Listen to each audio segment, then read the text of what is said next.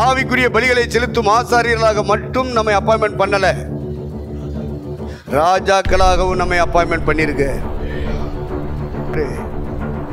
ஆண்டவர் சொல்றாரு, எலும்புடாரு. தள்ளப்பட்டவங்களுக்கு கர்த்தர் தலைவர்களை எழுப்பி விட்டு கனப்படுத்துவாரியா தேவன்? ஏதோ ரொம்ப தூரத்தில் இருக்கு நினைக்காத, சமீபத்தில் இருக்கு. நீங்கள் விசுவாசிகள் ஆனபோது பரிசுத்த ஆவி பெற்றீர்களா? வெத்து கிறிஸ்தவனா இருக்கக்கூடாது, வெத்து கிறிஸ்தவனா இருக்கக்கூடாது. அபிஷேகம் பண்ணப்பட்ட கிறிஸ்தவர்களாக இருக்க வேண்டும். கிறிஸ்தவர்கள் என்றாலே அபிஷேகம் பண்ணப்பட்டவர்கள் என்பதுதான் அர்த்தம். குடும்ப வாழ்க்கையை விட பரிசுத்த ஆவி முக்கியம். உன் புருஷனை விட, உன் மனைவியை விட, உன் பிள்ளைகளை விட, உன் வேலையை விட, உனக்கு வர்ற வருமானத்தை விட 10 நாளா தூக்கி வீசிட்டு பரிசுத்த ஆவி வேணும்னு காத்திருந்தால, அவன் தாய பரலோகம் போவா? நீ போவியா போக மாட்டியான்னு நீனே முடிவு பண்ணிக்க. நம்ம கோதால இறங்கிறேன். நம்ம ராஜாக்கள் தேவ நீதியை இந்த பூலோக மக்கள் மத்தியிலே கொண்டு வந்து நிலைநாட்டுவதிலே ராஜாக்கள். பாவ மன்னிப்பாகிய ரட்சிப்புக்குள்ளே, மனம் திரும்புவதற்குள்ளே, ஞானஸ்தானத்துக்குள்ளே, அபிஷேகத்துக்குள்ளே, அந்நிய பாசத்துக்குள்ளே, அப்போஸ்தலருடைய உபதேசத்துக்குள்ளே, அந்யோன்ய ஐக்கியத்துக்குள்ளே, அப்பமுக்குதல் ஆராதனைக்குள்ளே, ஜெப கூட்டங்களிலே பங்கெடுக்கும்படியாக மக்களை கொண்டு வந்து வழி நடத்தி கொண்டே போவதிலே ராஜா நீனும் நானும். இதையெல்லாம் நிறுத்து. ஒன்று இருதயம் உடைஞ்சு அழுது ஜெபிக்கிற ஜெபத்தை கையில் எடு. இல்லை அப்படின்னா ஆவியிலே நிரம்பி ஜெபிக்கிற ஜெபத்தை கையில் எடு. இது உனக்கு ஆயுதமா கையில் எடுத்துட்டீங்கன்னா பிசாசு ஓடி போவான். வறுமையும் வெறுமையும் சிறுமையும் மாறி போகும். ஏழ்மையா இருக்கக்கூடாது, எளிமையா இருக்கணும். எளிமைக்கு எதிரானது ஆடம்பரம். கடன் வாங்கி ஆடம்பரம் வச்சிருப்பீங்கன்னா ஓட்ட இருக்கிறது பரிசுத்தா கிடையாது. வர்ற வருமானத்தின் எல்லைக்கு உள்ள ஒரு கோடு போடணும். அதான் செலவின் எல்லை. வறுமை மாற, சிறுமை மாற, வியாதிகள் நோய்கள் மாற, கடன் பிரச்சனைகள் வட்டி பிரச்சனைகள் மாற, நாம் கர்த்தருடைய சமூகத்தில் அதிகாலையில் எழும்பி தேடுகிற பழக்கத்துக்குள்ள வந்துருவோம். மினுக்கிறதெல்லாம் நிறுத்திடுவோம். வருமானத்துக்கு மேலே செலவு செய்யறத காரியத்தை நிறுத்திடுவோம்.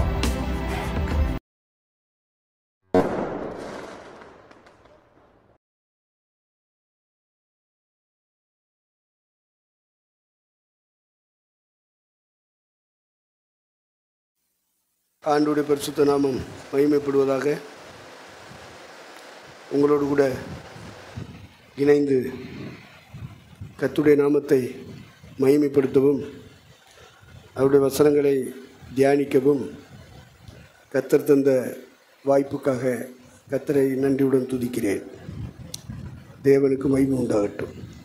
நேற்றைய தினத்திலே வாசித்த அதே வசனத்தை வாசிக்கும்படியாக விரும்புகிறேன்.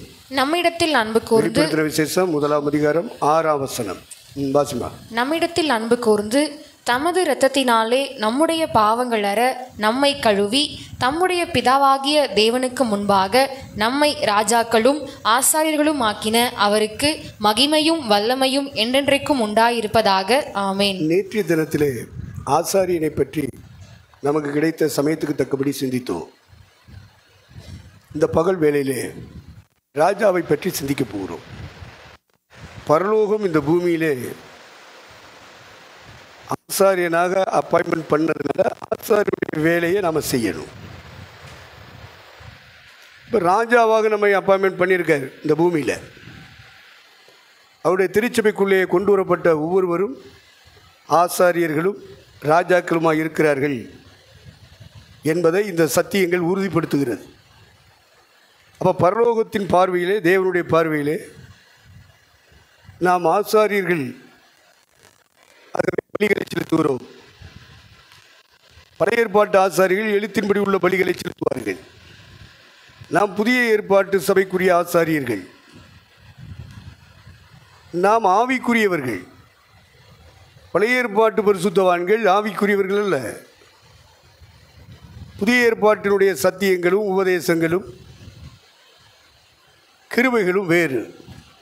பழைய ஏற்பாட்டு பரிசுத்தவான்களுக்குள்ள சத்தியங்களும் உபதேசங்களும் கிருபைகளும் வேறு. அதனால தான் பழைய ஏற்பாடு அது பழைய உடன்படிக்கை. ஏற்பாடு என்றால் உடன்படிக்கை.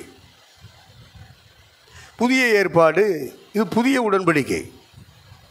ஆகவே திருச்சபைக்கு உரிய சத்தியங்களும் உபதேசங்களும் வழி நடத்துதல்களும் கிருபைகளும் வேறு, பழைய ஏற்பாடு வேறு. இதை நம்ம புரிஞ்சுக்கிறோம். இன்னைக்கு ஆண்டவர் இயேசு சிலுவையிலே மரித்து அடக்கம் பண்ணப்பட்டு உயிர் தெழுந்து பரமேறினாரோ, அங்கேயே பரிந்து பேசி பரிசுத்த ஆவியானவர் பூமிக்கு அனுப்புனார். பார்த்தீங்களா? அன்றில் இருந்து புதிய ஏற்பாடு தொடங்குகிறது. பரிசுத்த ஆவியானவர் பூமியிலே வந்து சபை மக்களை நிரப்புகிறார். அன்றிலிருந்து புதிய ஏற்பாடு தொடங்குகிறது, அல்லது புதிய ஏற்பாட்டு சபை தொடங்குகிறது. இந்த சபையினுடைய அஸ்திபாரக்கல் இயேசு, மூளைக்கல் இயேசு. இந்த சபையினுடைய அஸ்திபாரமாக, மூளைக்கல்லாக இரட்சகர் இயேசு எப்பொழுது போடப்படுகிறார்? இந்த சபை ஒரு மாளிகையானால், இந்த சபை ஒரு ஆலயமானால், இந்த சபை ஒரு வீடானால், அது கட்டப்படுவதற்கு அஸ்திவாரம் போடப்படும், மூளைக்கல் வைக்கப்படும், அதுக்கப்புறம் பில்லர் போடப்படும். இப்போ மூளைக்கல் யாரு, அஸ்திபாரக்கல் யாரு? அது நம்முடைய கர்த்தராகிய இயேசு கிறிஸ்து. எப்பொழுது இந்த சபையாகிய கட்டடத்துக்கு, மாளிகைக்கு, ஆலயத்துக்கு, வீட்டுக்கு அவர் மூளைக்கல்லானார், அவர் அஸ்திபாரக்கல்லானார்? அவர் சிலுவையிலே மரித்து, ரத்தம் சிந்தி மரித்து, அடக்கம் பண்ணப்பட்டு, உயிர் தெழுந்து பரமேறி போய் பிதாவின் வலது பாரிசத்திலே வீற்றிருந்தார்ல, அன்னைக்கு தான் மூளைக்கல் வைக்கப்பட்டது, அஸ்திபாரக்கல் வைக்கப்பட்டது. அது உயிர் தெழுந்த இயேசு, பரமேறி போன இயேசு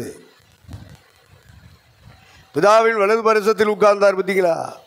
அப்போதான் சபைக்கு மூளைக்கல், அஸ்திபாரக்கல் போடப்பட்டது. அதுக்கு முன்னாடி ஆண்டவருடைய மனதில் இருந்த திருச்சபை இல்லை.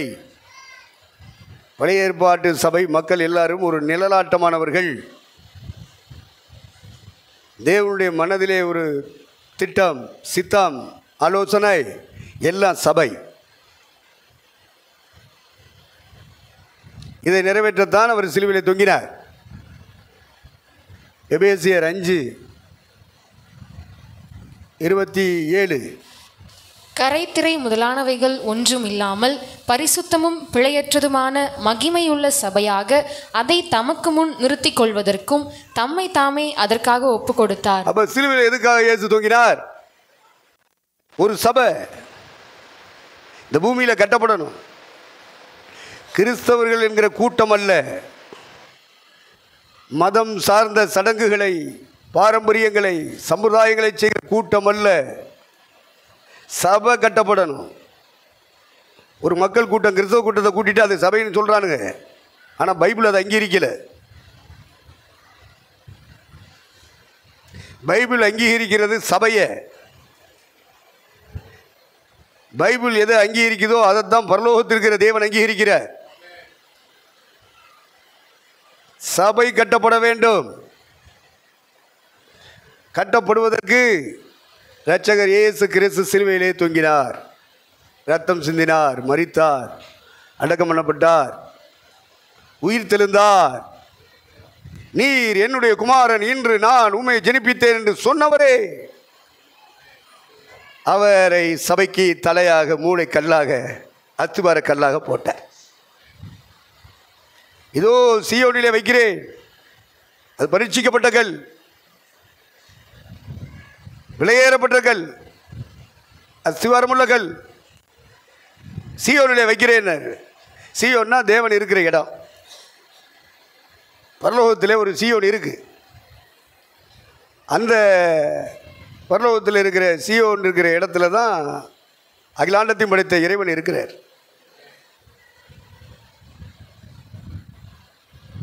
அதுக்கு பேர் சீயோன். சீயோனிலிருந்து உன்னை ஆசீர்வதிப்பார் அப்படின்னா பரலோகத்தில் இருக்கிற ஒரு இடத்துக்கு பேர் சீயோன். அந்த இடம் தேவன் இருக்கிற இடம், தூதர்கள் வாசம் பண்ணுகிற இடம் அல்ல. சீயோனிலே மூளைக்கல்ல வைக்கிறார், அஸ்திபாரக்கல்ல வைக்கிறார், ஆலயம் கட்டுவதற்கு தலைக்கல்லாக வைக்கிறார். அந்த இயேசு கிறிஸ்து என்றைக்கு மரணத்தையும் பாதாளத்தையும் ஜெயித்து உயிர் தெழுந்து பரமேறி போய் பரிசுத்தாவியானவர் அனுப்பினாரோ அன்னைக்கு சபை கட்டப்பட்டது. கட்டப்பட்ட சபைக்கு மூளைக்கல், அஸ்திவாரக்கல், விலையேறப்பட்ட கல் நம்முடைய கர்த்தராகிய இயேசு கிறிஸ்து. அதை தீர்க்க தரிசனமாக சொல்லப்பட்டிருக்கும். நீர் என்னுடைய குமாரன், இன்று நான் உம்மை ஜெனிப்பித்தேன். மரியாள் இடத்துல பிறந்ததே இல்லை. நிறைய பேர் மரியாள்கிட்ட பிறந்தது தான் சொல்லப்பட்டிருக்கு. அப்படி இல்லை. மரணத்தையும் பாதாளத்தையும் ஜெயித்து உயிர்த்தெழுந்தார் பார்த்தீங்களா? அந்த உயிர்த்தெழுதல பிறப்பு என்று சொல்லப்பட்டிருக்கு. மறுபிறப்பு, ஜலப்பிறப்பு, ஆவியின் பிறப்பு என்று நிக்கதோமுக்கு கர்த்தர் சொல்லி கொடுத்தாருல்ல. அதுபோல் எல்லா பயிலும் செத்துடுறான், மண்ணோடு மண்ணாக போயிடுறான். ஆனால் இயேசு கிறிஸ்து அந்த மரணத்திலிருந்து முதலாவது உயிர்த்தெழுந்தார் அல்லவா, அது ஒரு பிறப்பு. நீர் என்னுடைய குமாரன், இன்று நான் உம்மை ஜெனிப்பித்தேன் என்று சொன்னவரே அவரை உயர்த்தினார்.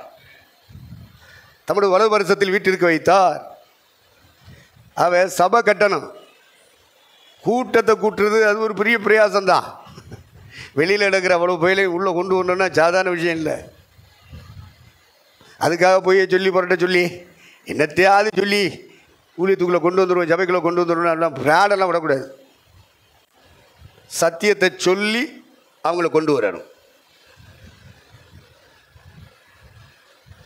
என்னத்தையாவது சொல்லக்கூடாது. சத்தியத்தை சொல்லுகிற ஒரு திருச்சபையாய் நம்முடைய சபை கர்த்தரால் கட்டப்பட்டு வருகிறது என்பதை நாம் மறந்து செயல்படக்கூடாது. இது சத்தியம். ஏசுனார் எப்போ மூளைக்கல்லானார், சபைக்கு தலைக்கல்லானார், எப்போ அசுவாரக்கல்லானார்? உயிர் தெழுந்த பிறகு.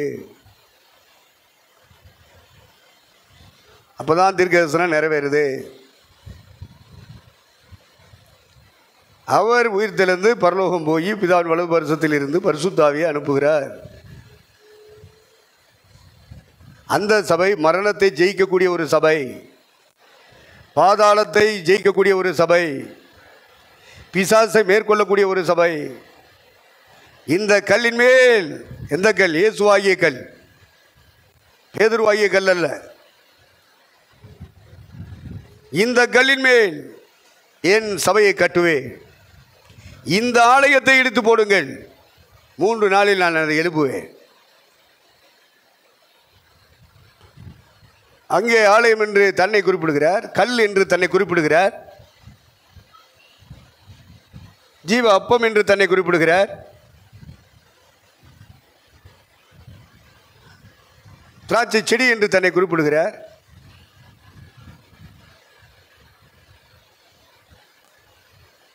இப்படி தன்னை குறிப்பிடும்படியாக பல அடையாள சொற்களை அவர் சொல்லியிருக்கிறார். அப்போ தேவனுடைய சபை எப்பொழுது இந்த பூமியிலே கட்டப்பட்டது என்றால் பரிசுத்த ஆவியானவர் இறங்கின பிறகுதான் சபை கட்டப்பட்டது. அதுக்கு அஸ்திபாரமாக தன்னையே போட்டார், மூளைக்கல்லாக தன்னையே போட்டார். அதனால் தேவனுடைய ஆலயம், தேவனுடைய மாளிகை, தேவனுடைய வீடு, தேவனுடைய வாசஸ்தலம் என்று அழைக்கப்படுகிற திருச்சபையை கர்த்தர் தொடங்கி வைக்கிறார். பரிசுத்த ஆவியானவர் ஊற்றி எல்லாரையும் தேவனுடைய சபையாக மாற்றுகிறார். இதை திருச்சபை மக்கள் புரிந்து கொள்ள வேண்டும். இப்போ இயேசு கிறிஸ்து எப்படியோ அப்படியே அவருடைய சபையும் மாற்றமடைந்து கொண்டே வர வேண்டும். ரட்சிக்கப்பட்ட உடனே ஒரு ஆள் மாளிகையாக மாறாது, ஆலயமாக மாறாது, வாசஸ்தலமாக மாறாது, தேவனுடைய வீடாக மாறிடாது. அதுக்கு கட்டுமான பணி இருக்குது, காலங்கள் வேணும், பொருளாதாரங்கள் வேணும். அதுக்கு பிறகு தான் கட்டி கட்டி கட்டி கட்டி கட்டி குறிப்பிட்ட காலங்களுக்கு பின்னாடி தான் அந்த கட்டணம் வரும். இதுபோல் தேவனுக்கு ஏற்ற ஒரு சபை கட்டப்பட வேண்டுமானால் காலங்கள் ஆகும். எடுத்த உடனே பெரிய ஆள் ஆயிடக்கூடாது. பெரிய கூட்டத்தை கூட்டிகிட்டு அது பெரிய சபைன்னு சொல்கிறாங்க. பைபிள் படிக்காதவங்க சொல்லுவாங்க, ஒழுங்காக பைபிள் படித்தவங்க சொல்ல மாட்டாங்க. பரிசுத்த ஆவியை பெற்று ஆவியானவரால் நடத்தப்படுகிற இடத்துக்கு யார் வந்திருக்காங்களோ அவங்க சொல்ல மாட்டாங்க.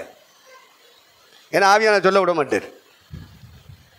இதெல்லாம் காலங்கள் ஆகும்பா, டைமிங் இருக்குது. எடுத்த உடனே ஆயிட முடியாது. குழந்தை பிறக்குது, பேர் மனுஷன்தான், மனுஷிதான். பெரிய பொம்பளை ஆயிட முடியுமா? பெரிய ஆம்பளை ஆயிட முடியுமா? அது எப்படி முடியாதோ அதுபோல் கர்த்தருக்குள்ளே, சபைக்குள்ளே, ரட்சிப்புக்குள்ளே, பரிசுத்தாவிக்குள்ளே வந்த உடனே பூர்ணமாயிட முடியாது. அதுக்கு பின்னாடி தான் வளர்ச்சியே இருக்குது. இதை சபை மக்கள் விளங்கிக்கிறணும். விளங்காதவங்க விளங்காமல் பேசுவாங்க. அதுபோல் நம்ம பேசக்கூடாது. நம்ம விளங்கி தான் பேசணும். விளங்காத கிறிஸ்தவம் பேசுகிற மாதிரி நம்ம பேசிடக்கூடாது. அதில் பைபிள் விளங்காதவங்க, பரிசுத்தாவின் நடத்திப்பு விளங்காதவங்க, அவங்க அப்படி சொல்லுவானுங்க. நீங்கள் நானும் அப்படி சொல்லக்கூடாது. வளர்ச்சிக்கு உரிய காலங்கள் இருக்கிறது. எடுத்த உடனே அந்த இடத்தை அடைய முடியாது. இப்போ ராஜாவாக ஆண்டவர் நம்மை அப்பாயின்மெண்ட் பண்ணியிருக்கிறார். நான் கடந்து போகிறேன். நேற்று தினத்திலே ஆசாரியன் என்பதை குறித்து சில விஷயங்களை நாம் சிந்தித்தோம். இந்த பகல் வேளையிலே நம்மை ராஜாக்களாக்கும்படி இயேசு அல்லது தேவன் என்ன செய்திருக்கிறார்? சிலுவையிலே தொங்கி ரத்தம் சிந்தி நம்முடைய பாவங்கள் அற கழுவுகிறார். அப்போ எங்கே கழுவுகிறார் என்று நேற்றைய தினத்திலே சிந்தித்தோம். நம்முடைய மனசாட்சியை கழுவுகிறார். நமக்குள்ளே இருந்து கொண்டு நம்மையே குற்றப்படுத்துகிற அந்த குற்ற உணர்வை உண்டாக்கி கொண்டிருக்கிற அந்த மனசாட்சியை நீக்கிவிட்டு நல்ல மனசாட்சியை உண்டாக்கும்படியாக இரட்சகர் இயேசு சிலுவையிலே ரத்தம் சிந்தினார். அவருடைய நோக்கம் என்ன? எதுக்காக சிலுவையில் தொங்கினாரு, ரத்தம் சிந்தினாரு, மரித்தாரு?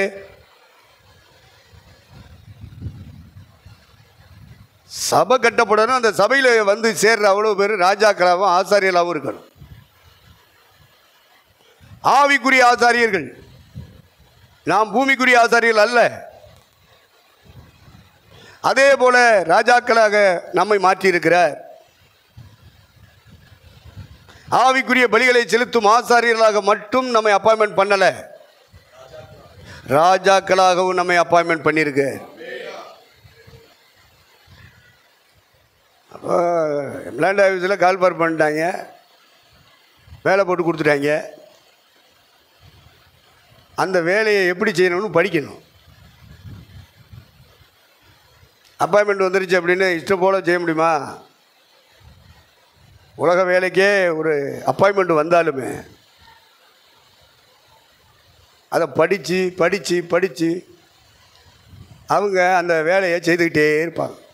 அந்த வேலையில் ஒரு வளர்ச்சி இருக்கும். ஆங்கிலத்தில் எக்ஸ்பீரியன்ஸ்ன்னு சொல்லுவாங்க. உங்களுக்கு எத்தனை வருஷம் அனுபவம்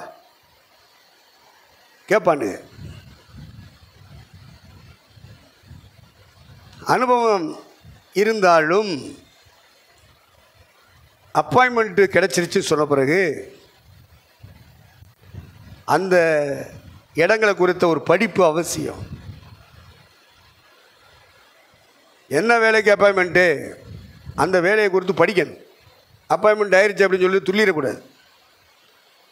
படிக்கணும், பழகணும், பயிற்சி எடுக்கணும்.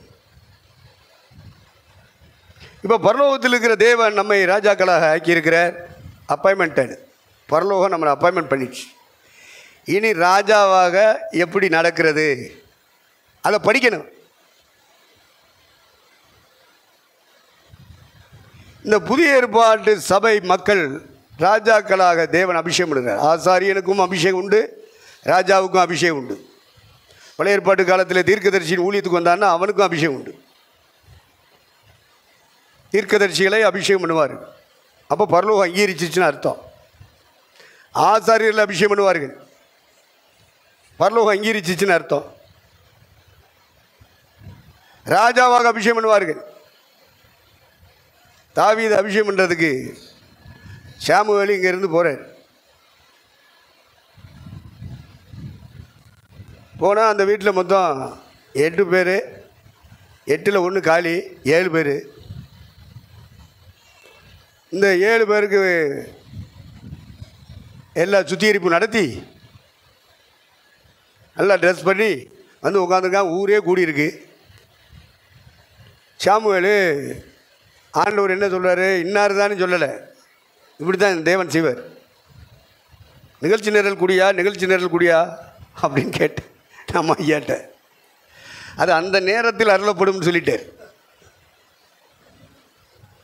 இதுபோல் சாமுவேல் கேட்டு பார்த்தாரு. ஆண்டவர் சொல்லலை, 8 பேர் 7 பேர் இருக்காங்களே யார், அந்த நேரத்தில் அருளப்படும். 6 பயலுக அவ்வளோ பெரிய கூட்டத்தின் மத்தியில் சாமுவேல் உட்காந்துருக்காரு. மூத்தன் வர்றான், அவனுடைய வாட்டம் சாட்டம், அவனுடைய ஹைட்டு வெயிட்டு, அவனுடைய தோற்றம் எல்லாத்தையும் பார்த்தோன்னே இவனத்தான் இருக்கும் அப்படின்னு சொல்லிட்டு டப்புன்னு எந்திரிச்சார். ஆண்டவர் ஆவியான சொல்லிட்டாரு, டே இவன் இல்லடா உட்கார்ற, உட்காந்துட்டேன். 2வது பேரை பார்த்தா அப்போ இவனத்தான் இருக்கும் அப்படி எந்திரிச்சாரு, டே இவன் இல்லை உட்காரு. 3வது பையன் வரான், எந்திரிக்கிறான், இவனும் இல்லை உட்காரு. இப்படி எல்லா பேரும் வரிசையாக போயிட்டான். ஈசாய் பெற்றெடுத்த பிள்ளைகள் 6 பேரும் போயிட்டான். ஆண்டவர் என்ன சொல்லி அனுப்பியிருக்காரு, ஈசாயின் குடும்பத்துக்கு போ, யாராவது கேட்டாங்கன்னா இப்படி பலி செலுத்த வந்தேன்னு சொல்லு, நான் சொல்கிறவனை எனக்காக அபிஷேகம் பண்ணு. 6 பையனும் போயிட்டான். அடுத்து இவனை கேட்குறான், யாராவது இருக்காங்களா, வேறு பிள்ளைகள் ஏதாவது இருக்கா, பையங்க இருக்காங்களா அப்படி. ஒருத்தர் இருக்காயா, அவன் ஆடு வச்சுக்கிட்டு இருக்கான், கடைசி பையன், இவனுக்குள்ளே ஓடிட்டுருக்கு. கடைசி பையலா ஆடு மேய்க்கிறானா, அவனை வர சொல்லப்பா. உடனே பறந்து போகிறாங்க, ஓடுறாங்க. ஆடு மேய்க்கிற இடத்துக்கு ஓடி போய், டேவிட்டு தாவிதே. அவன் அங்கே திரும்பி பார்க்குறான். ஆடு மேய்க்கிறவன் என்ன ட்ரெஸ்ஸில் இருப்பான், என்ன தோட்டத்தில் இருப்பான் புரிஞ்சுக்கிறங்க. வா வா வா, வீட்டில் கூப்பிட்றாங்க, ஐயா வந்திருக்காரு, உன்னை பார்க்கணுமா.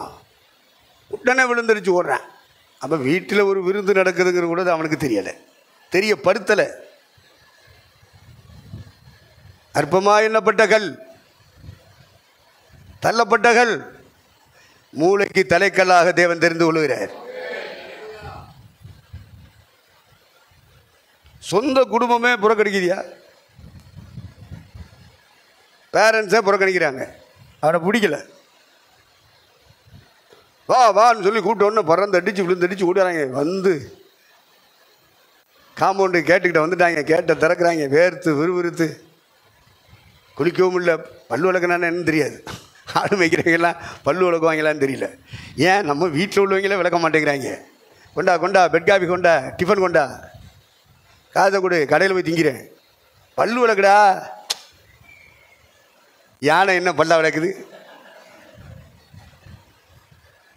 அந்த மாதிரி டைலாக் பண்ணுறாங்க. இவன் காட்டில் கிடக்கிறவன், வனாந்தத்தில் கிடக்கிறவன், ஆடுகளை மேய்க்கிறவன். விழுந்தடிச்சு வேர்த்து விறுவிறுத்து ஓடியாரான். கேட்டு திறந்தாங்க. உள்ளே வந்த உடனே உள்ள வீட்டுக்குள்ளே இருந்த அவர் தலைவர் ஆண்டவர் சொல்லிட்டாரு, டே எலும்புடான்னார். தள்ளப்பட்டவங்களுக்கு கத்தர் தலைவர்களை எழுப்பி விட்டு கனப்படுத்துவாரியா தேவன். ஏதோ ரொம்ப தூரத்தில் இருக்குன்னு நினைக்காத, சமீபத்தில் இருக்கு. கத்தருக்கு மகிமை உண்டாகட்டும். ஆண்டவர் சொல்லிட்டாரு, இதுவரைக்கும் எந்திரிச்சு நின்றான். இந்த 6 பேரையும் பார்க்க இவனாக்குங்க. ஆண்டவர் ஒருத்தரையும் தேர்ந்தெடுக்கலை.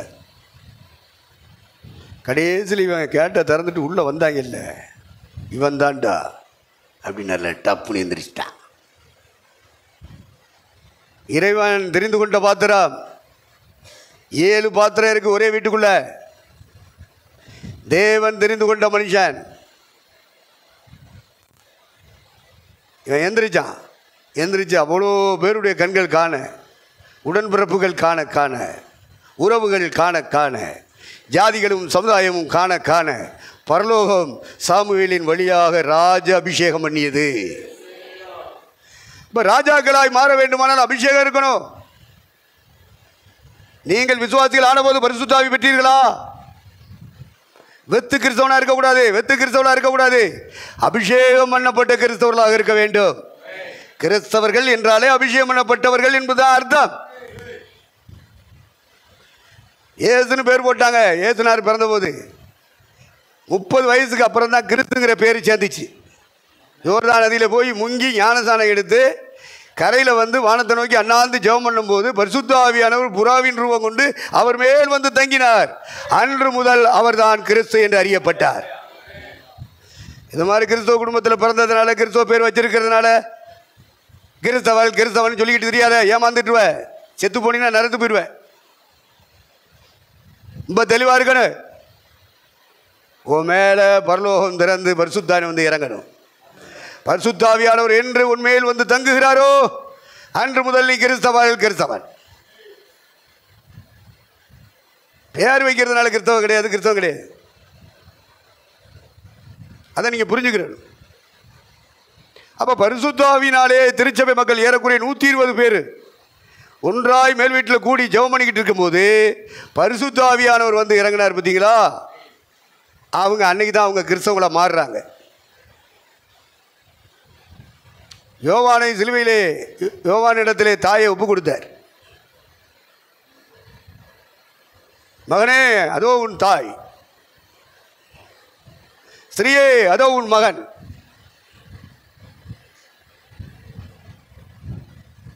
ஒப்பு கொடுக்கிறார். எதுக்கு? துணி எடுத்து கொடுக்குறக்கா? சாப்பாடு கொடுக்குறக்கா? வயதாகி போச்சுன்னா பாதுகாக்கிறக்கா? அதுக்கு ஒப்பு கொடுத்தார். அப்படித்தான் சிலர் புரிந்து கொள்கிறார்கள். அதை அப்படித்தான் பிரசங்கம் பண்ணுகிறார்கள். அப்படித்தான் சில கிறிஸ்தவர்கள் விளங்கி வைத்திருக்கிறார்கள். நாம் அதிலே குறுக்கீடு செய்யவில்லை. ஆனால் உண்மை விளக்கத்தை நாம் புரிந்து கொள்ள வேண்டும். ஏதனாரு 30 வயசில் வந்துட்டார். வீட்டை விட்டு வெளியே வந்துட்டார். 3 வருஷமாக ஊழியம் செய்கிறார். இப்போ சிலுவையில் தொங்குறார்.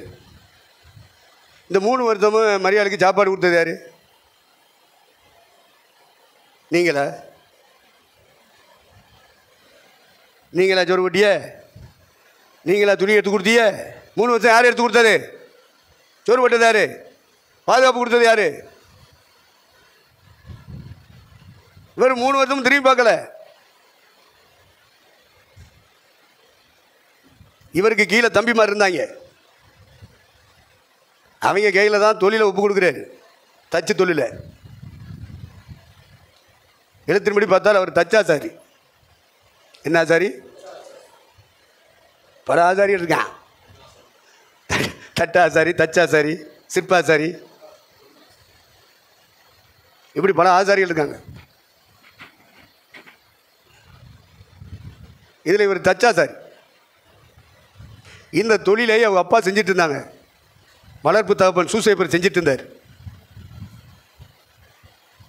அது இஸ்ரவேல் மக்கள் மத்தியில் ஒரு ஒழுங்கு இருக்குது. இத்தனை வயசு வரைக்கும் இன்னும் வேலை செய்யணும், இத்தனை வயசுலேருந்து இத்தனை வேலை செய்யணும், இந்த வயசுலேருந்து குடும்பத்தை பொறுப்பெடுக்கணும், இப்படியெல்லாம் ஒரு ஒழுங்கு இருக்குது. அந்த ஒழுங்கின்படி இவருடைய சூசேப்பருடைய பொறுப்பு இவர் கைக்கு வந்துச்சு, குடும்ப நிர்வாக பொறுப்பு. அந்த பொறுப்பை தனக்கு அடுத்த தம்பிகிட்ட ஒப்படைச்சிட்டு அவர் வெளியே வந்துட்டார். வெளியே வந்து அவர் ஊழியத்தை செய்தார். அப்போ அம்மாவுக்கு துணி எடுத்து கொடுத்தது, சாப்பாடு கொடுத்தது, பாதுகாப்பு கொடுத்தது, நல்லது கெட்டதெல்லாம் பார்த்ததெல்லாம் தம்பிமார், தங்கச்சிமார். இதை சொல்லித்தர மாட்டாங்க ஊழியக்காரங்க. இதை நீங்களும் நானும் புரிஞ்சு கொள்ளணும். இப்போ 3 ஆண்டு காலம் இவர் போய் தன்னுடைய தம்பிமார் எப்படி, தங்கச்சி எப்படி, அம்மா எப்படின்னு ஒன்றும் விசாரிக்கவே இல்லை. அவங்க தேடி தேடி வந்தாங்க இவர் ஊழியம் செய்கிற இடத்துக்கு.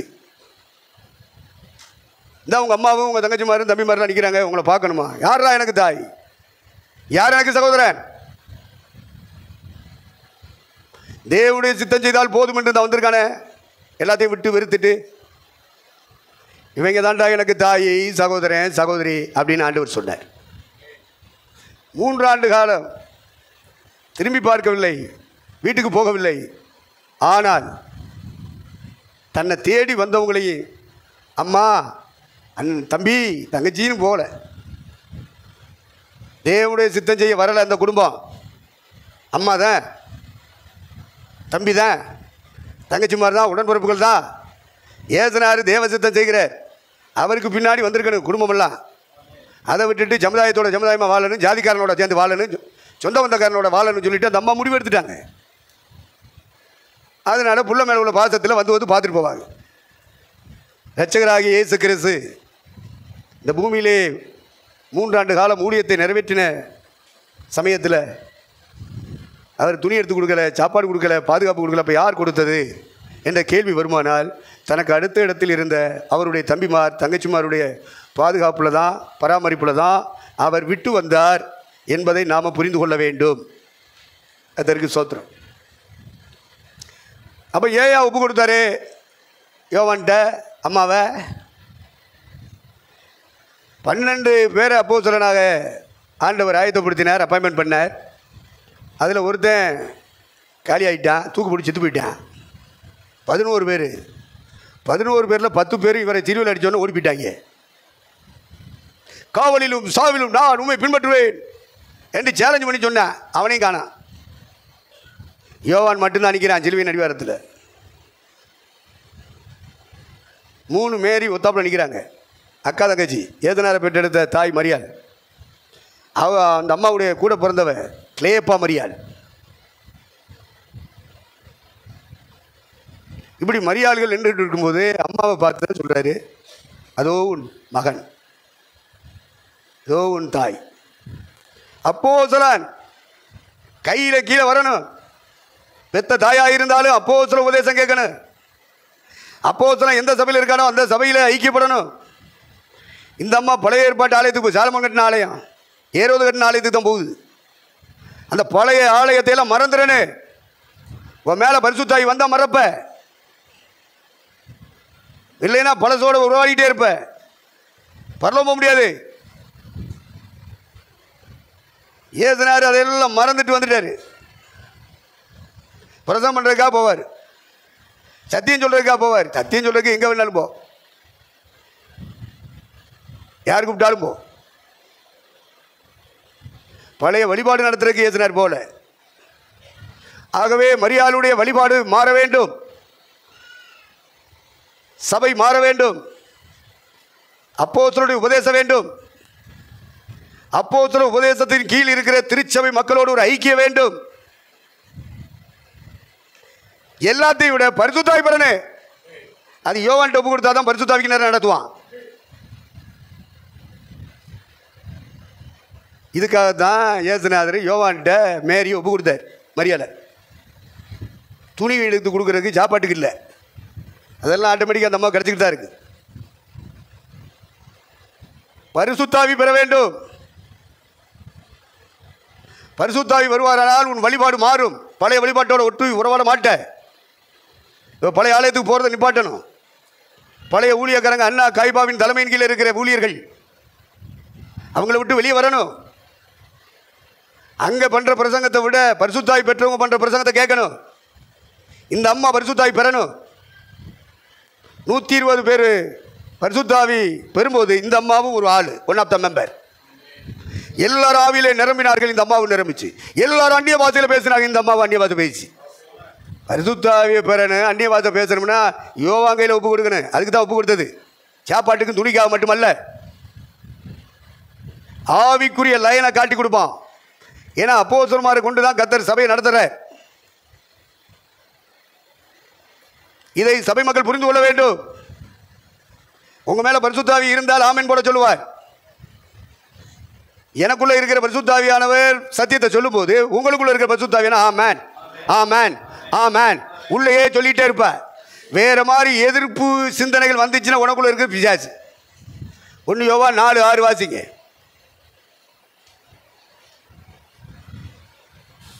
நாங்கள் தேவனால் உண்டானவர்கள், தேவனை அறிந்தவன் எங்களுக்கு செவி கொடுக்கிறான், தேவனால் உண்டாயிராதவன் எங்களுக்கு செவி கொடுக்கிறதில்லை. இதனாலே சத்திய ஆவி இன்னதென்றும் வஞ்சக ஆவி இன்னதென்றும் அறிந்திருக்கிறோம். இதை வச்சு தான் நாங்கள் புரிஞ்சுக்கிறது. இது வெறும் கிறிஸ்தவ கூட்டமா இல்லை பரிசுத்தாவினாலே கூட்டி கட்டப்பட்டு வருகிற கூட்டமா? இந்த சத்தியத்தின் அடிப்படையில் தான் நம்ம நிதானிக்கிறோம், பகுத்தறிகிறோம். ஆகவே கலந்து பேசுகிறவங்களுக்கு சத்தியத்தை சத்தியமாக பேசுகிறவங்களுக்கு வித்தியாசம் இருக்கு. இதை புரிஞ்சுக்கிறேன். ஆவிக்குரியவர்கள், புதிய ஏற்பாட்டு சபையிலே கூடி வருகிற மக்கள் ஆவிக்குரியவர்கள், எல்லாரும் அபிஷேகம் பண்ணப்பட்டவர்கள். அதுலேயும் மேரி உள்ள வந்து அபிஷேகம் பண்ண ஏசுநாதரை பெத்தெடுக்கிறதுக்கு பரிசுத்தாய் வந்தார். அது வேற செக்ஷன், அந்த பரிசுத்தாய் வேற. ஏசுனார் பரிசுத்தாவினால தான் பிறந்தார். பரிசுத்தாவி உண்மையில் வரும், உண்மையில் நிழலிடும், உன்னிடத்தில் பிறப்பது பரிசுத்தமுள்ளதாக இருக்கும். காபிரியல் தூதன் பிராபசி சொல்லிட்டு போயிட்டான். அந்த அபிஷேகம், அந்த ஆவியெல்லாம் வேற செக்ஷன். வாக்கு தத்தத்தின் அபிஷேகம் 120 பேர் மேலே வந்து இறங்கினது யோவேல் தீர்க்கதரிசியின் மூலமாய் தீர்க்கதரிசனமாய் சொல்லப்பட்ட வாக்கு தத்த வசனம் நிறைவேறிய நாள். அந்த நாளில் யூத கோயிலும் அம்புட்டு பேரும் கூடி பெந்தகோஸ்தே பண்டிகை கொண்டாடிக்கிட்டு இருந்தான். உலகத்தின் எல்லா திசையிலிருந்து வந்திருந்தேன். கொண்டாட்டி பிள்ளையோடு உள்ள வந்திருந்தேன். அந்த நேரத்தில் இந்த 120 பேரும் கோயிலுக்கு போகல, பழைய தேவாலயத்துக்கு போகல, பழைய வழிபாட்டில் போய் கலந்துக்கல. இந்த 120 பேர் தனியாக ஒரு வீட்டின் மேலே மெத்த வீட்டில் கூடி ஆண்டவருடைய அபிஷேகத்துக்காக காத்திருந்தாங்க. இந்த வாக்குத்தத்தை நிறைவேற காத்திருந்தாங்க.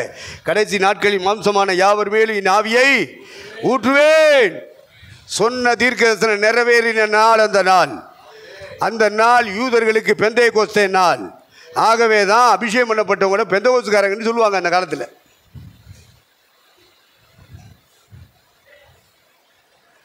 50வது நாள் ஒரு பண்டிகை கொண்டாடுவான்.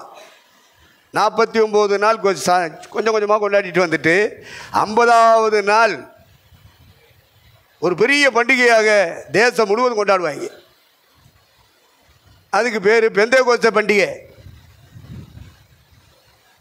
அந்த நாளில் இவங்க 120 பேரும் அதில் போய் கலந்துக்கிறாமே, அந்த திருவிழா கூட்டத்தில் போய் சேராம, அந்த பண்டிகை கூட்டத்தில் சேராம 120 பேரும் தனியாக மெத்த வீட்டில் உட்காந்தாங்க. பாருங்க, பரிசுத்தாய் பெறதுக்காக உட்காந்தாங்க பத்திலா. அதில் மேரியும் உள்ளே இருக்காங்க. நான் தான் அப்போவே இயேசுவை பெற்றெடுத்ததை பரிசுத்தாவில் பெற்றேன்னு சொல்லி உட்காந்துருந்தாங்கன்னா பரலோகம் போக முடியாது. அவங்க இயேசுவுக்கு அம்மாவாக இருந்தாலும் இயேசு கிறிஸ்துவுக்கு அம்மாவாக இருந்தாலும் பரலோகம் போக முடியாது. பரிசுத்தாவி பெற்றால்தான் பரலோகம் போக முடியும். மேரிக்கே அந்த நிலைமையில நீலாம் என்ன கொசு? ஏதுனார பெற்றெடுத்த அம்மாவே பரிசுத்தாய் பெற வேண்டியதாக போச்சு, அந்நிய வாசம் பேச வேண்டியதாக போச்சு, ஆவியில் நிரம்ப வேண்டியதாக போச்சு. இல்லைன்னா பரலோகம் கிடையாது. அதுக்காகத்தான் யோவான்ட்ட ஒப்பு கொடுத்தது. அதோ உன் தாய், இதோ உன் மகன் என்று சிலுவையிலே தொங்கிக் கொண்டிருக்கும் பொழுது தன் தாயாரை ஒப்பு கொடுத்தார் என்றால் பரிசுத்தாய் பெறதுக்காக. பழைய வழிபாட்டு ஸ்தலத்தை மறக்கணும், பழைய உறவுகளை விட்டு வெளியே வரணும். புதிய உறவுகள் இந்த 120 பேரும். இது புதிய உறவு, இது புதிய குடும்பம், இது பரலோக குடும்பம், பரலோக தேவன் வாசம் பண்ணுகிற குடும்பம். இந்த குடும்பத்துக்கு அவரே தலைவர். அந்த பழைய வழிபாட்டு ஸ்தலத்தில் மறந்துடு. யாராவது 1-2 போயிட்டு இருந்தாலும் இன்னையோட நிப்பாட்டிடு. அப்படின்னா நீ செத்து பரலோகம் வருவ சாகும்போது. இல்லைன்னா உனக்கு பரலோகமே கிடைக்காது. ரொம்ப தெளிவாக இருக்கணும். ஆண்டவருக்கு மகிமை உண்டாகட்டும். ஆக பழைய வழிபாட்டு ஸ்தலம், பழைய வழிபாட்டு முறைமைகள், பழைய ஆசாரியர்கள், லேவியர்கள், பழைய போதனைகள், அதை எல்லாம் தூக்கி வீசிட்டு இந்த 120 பேர் நடுவில் நிற்கிறான் பாரு. 11 அப்போஸ்தலர் நிற்பான். இவங்களுடைய வழி நடத்துதலுக்கு தன்னை ஒப்பு கொடுத்துருச்சு அந்த அம்மா. அதுக்கு தான் யோவான்ட்ட ஒப்பு கொடுத்தது. இதெல்லாம் ஒதுக்கி இது பரலோகம் போகிற பாதையில் வரணும், பரிசுத்தாவி பெறணும், இது ஆவியோடு உண்மையோடு தேவனை ஆராதிக்கணும், புதிய ஏற்பாட்டு சத்தியத்தின்படி வழி நடத்தப்படணுமே. அது அப்போஸ்தலன் தானே நடத்த முடியும்.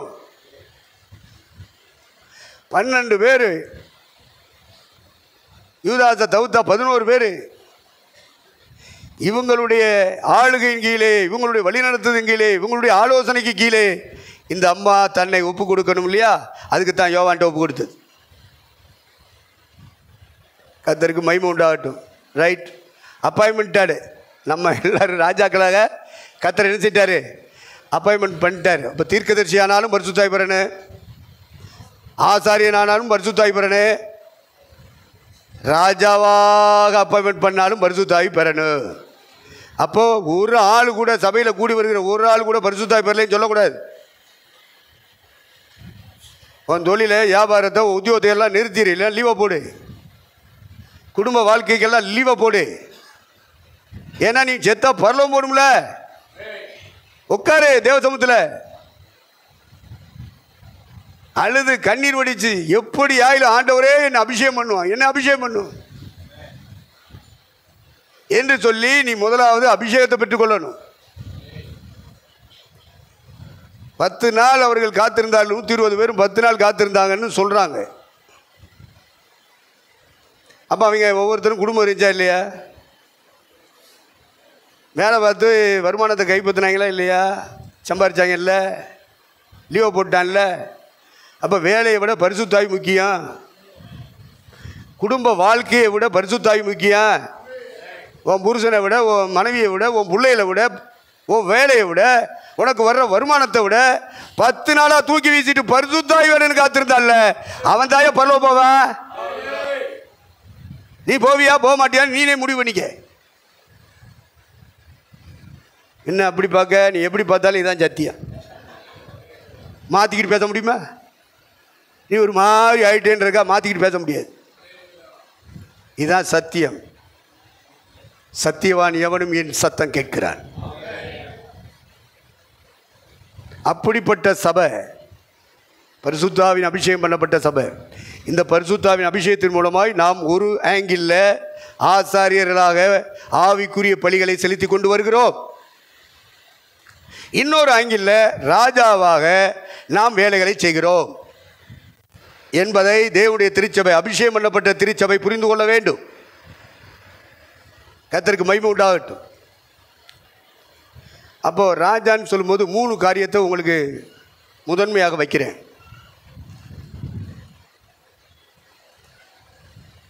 1,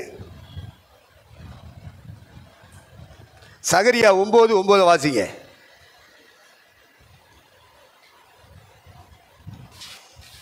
சீயோன் குமாரத்தியே மிகவும் களிக்கூறு, எருசலேம் குமாரத்தியே கெம்பீரி.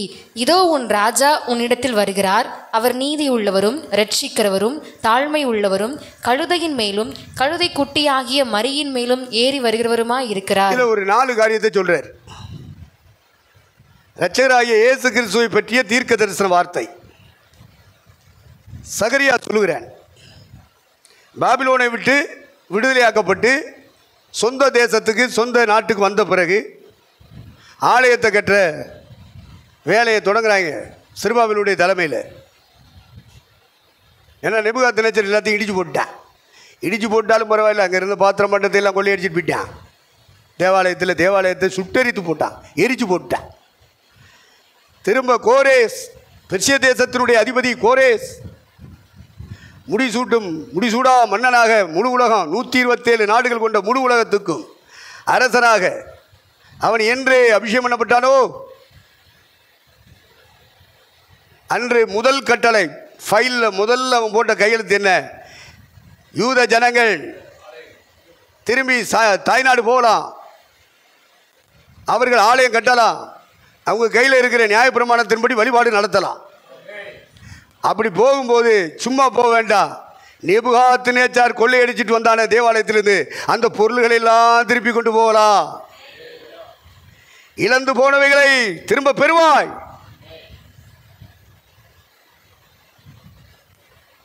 ஆண்டவர் அவங்களுக்கு திருப்பி கொடுத்தார். செருபாபேல் தலைமையில் வந்தானுங்க. ஆலயம் கட்டிக்கிட்டு இருக்கும்போதே பிரச்சனை. ஜெபோடு கட்டும்போது பிரச்சனை வருதா இல்லையா? எப்போ யார் ஆலயம் கட்டினாலும் பஞ்சாயத்தை உண்டாக்கிட்டே இருப்பான். பக்கத்தில் இருக்கிறவன், எதிர்த்தாப்பில் இருக்கிறவன், போலீஸுக்காரன், தாசில்தார் ஆஃபீஸில் உள்ளவன், ரிஜிஸ்டர் ஆஃபீஸில் உள்ளவன், பஞ்சாயத்து பிரச்சனை வந்த உடனே நம்ம கூட இருந்து உதவி செய்கிறவங்க கூட இந்த தொந்தரவு தளம் போயிடுறேன். போங்கப்பா நீங்களும் உங்கள் ஜெப வீடு, அந்த பழைய கோயிலுக்கே நாங்கள் போகிறோம். பஞ்சாயத்து பிரச்சனைகள் வராமல் இருக்காது. வந்தது, சோர்வு வந்தது. ஆனாலும் ஆகாயும் சகரியாவையும் பரிசுத்த ஆவியானவர் தட்டி எழுப்பினார். இவர்கள் தீர்க்கதரிசன வார்த்தைகளை சொன்னார்கள். செருபாபேலே, உன் கையில் உள்ள தூக்கு நூலை தேவனுடைய கண்கள் சந்தோஷமாய் பார்க்கிறது. இந்த ஆலயத்துக்கு அவன் தான் அஸ்திவாரம் போட்டான், அவனை கொண்டே நான் கட்டி முடிப்பேன். பஞ்சாயத்து வராமல் இருக்காது, பிரச்சனை வராமல் இருக்காது, போராட்டம் வராமல் இருக்காது. ஆண்டவர் ஆவியானவர் நம்மை பலப்படுத்தி கொண்டே வருவார். அந்த ஆலயத்தை கட்டி முடிக்கும் வரைக்கும் நமக்கு பலனாக இருப்பார்.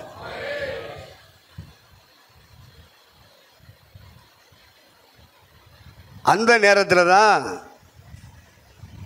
அவங்களுக்கு ஆலயம் கட்டுறவங்களுக்கு தீர்க்கதரிசனம் சொன்னது மட்டும் இல்லை, வரப்போகிற காலங்களில் இரட்சகராகிய இயேசு கிறிஸ்து சூசேப்பருடைய வளர்ப்பு மகனாக, மேரியினுடைய மகனாக இந்த பூமியிலே அவர் பிறப்பார்,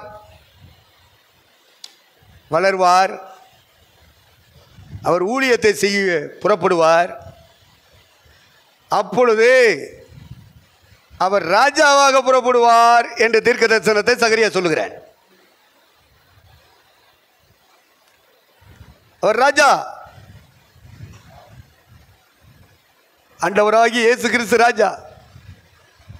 அவர் வாழ்ந்து ஊழியம் செய்து கொண்டிருந்த நாட்களிலும் ராஜாவாக இருந்தார். அவருடைய சபை கட்டி எழுப்பப்பட்டு வருகிறது, அதிலும் அவர் ராஜாவாக இருக்கிறார். எடுத்துக்கொள்ளப்படுதல் ரகசிய வருகை என்று சொல்வார்கள். அதிலே சர்வதேசத்திலிருந்து மக்கள் எடுத்துக்கொள்ளப்பட்டு மத்திய வானத்திலே கூட்டி சேர்க்கப்படுவார்கள். அங்கும் அவர் ராஜாவாக இருப்பார். எடுத்துக்கொள்ளப்பட்ட மக்களோடு ஒலிவமலைக்கு வந்து இறங்குவார், பகிரங்க வருகை.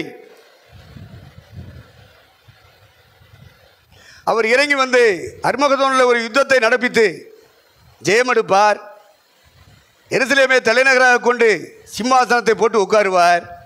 1000 ஆண்டு காலம் ராஜாதி ராஜாவாக இயேசு இருப்பார்.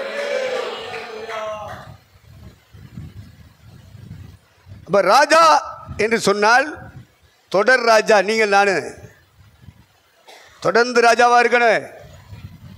தேவன் அப்பாயின்மெண்ட் பண்ணிட்டாரு. சிலுவையிலே அறையப்பட்டு ரத்தம் சிந்திய பொழுது அவரை நாம் விசுவாசிக்கும் பொழுது அந்த விசுவாசத்தின் வழியாக தம்முடைய ரத்தத்தை அனுப்பி நம்முடைய மனசாட்சியை சுத்திகரிக்கிறார், பாவங்களற கழுவுகிறார், குற்ற மனசாட்சியை நீக்கி நல்ல மனசாட்சியை உண்டாக்குகிறார். இந்த நல்ல மனசாட்சியை பெற்றவர்கள் தான் அபிஷேகம் பண்ணப்பட்ட கூட்டம். இந்த கூட்டம்தான் ராஜாக்கள் என்பதை நீங்கள் நிச்சயப்படுத்திக் கொள்ள வேண்டும். ஒரு ஆங்கிள், ஒரு கோணத்தில் நாம் எல்லாரும் ஆசாரியர்கள், இன்னொரு கோணத்தில் நம்ம எல்லாரும் ராஜாக்கள். பரிசுத்த ஆவியின் அபிஷேகம் பண்ணப்பட்ட அத்துணை பேரும் ராஜாக்கள். இனி ராஜாவுடைய வேலையை செய்யணும். அதைத்தான் நாம் சிந்தித்து கொண்டிருக்கிறோம். பரிசுத்த ஆவி பெற்றாச்சு அப்படின்னா, அதுவும் ராஜாவாக அபிஷேகம் பண்ணப்பட்டுட்டோன்னு சொன்னால், அப்பாயின்மெண்ட் ஆயிடுச்சு அப்படின்னா ராஜாவுக்குரிய வேலைகளை செய்யணும்.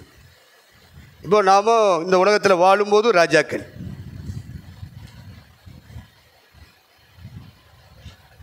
அடுத்து வரியில் எடுத்துக்கொள்ளப்படும் போதும் ராஜா தான். 1000 வருஷ அரசாட்சியில் உட்காரும் போதும் நம்ம ராஜா தான்.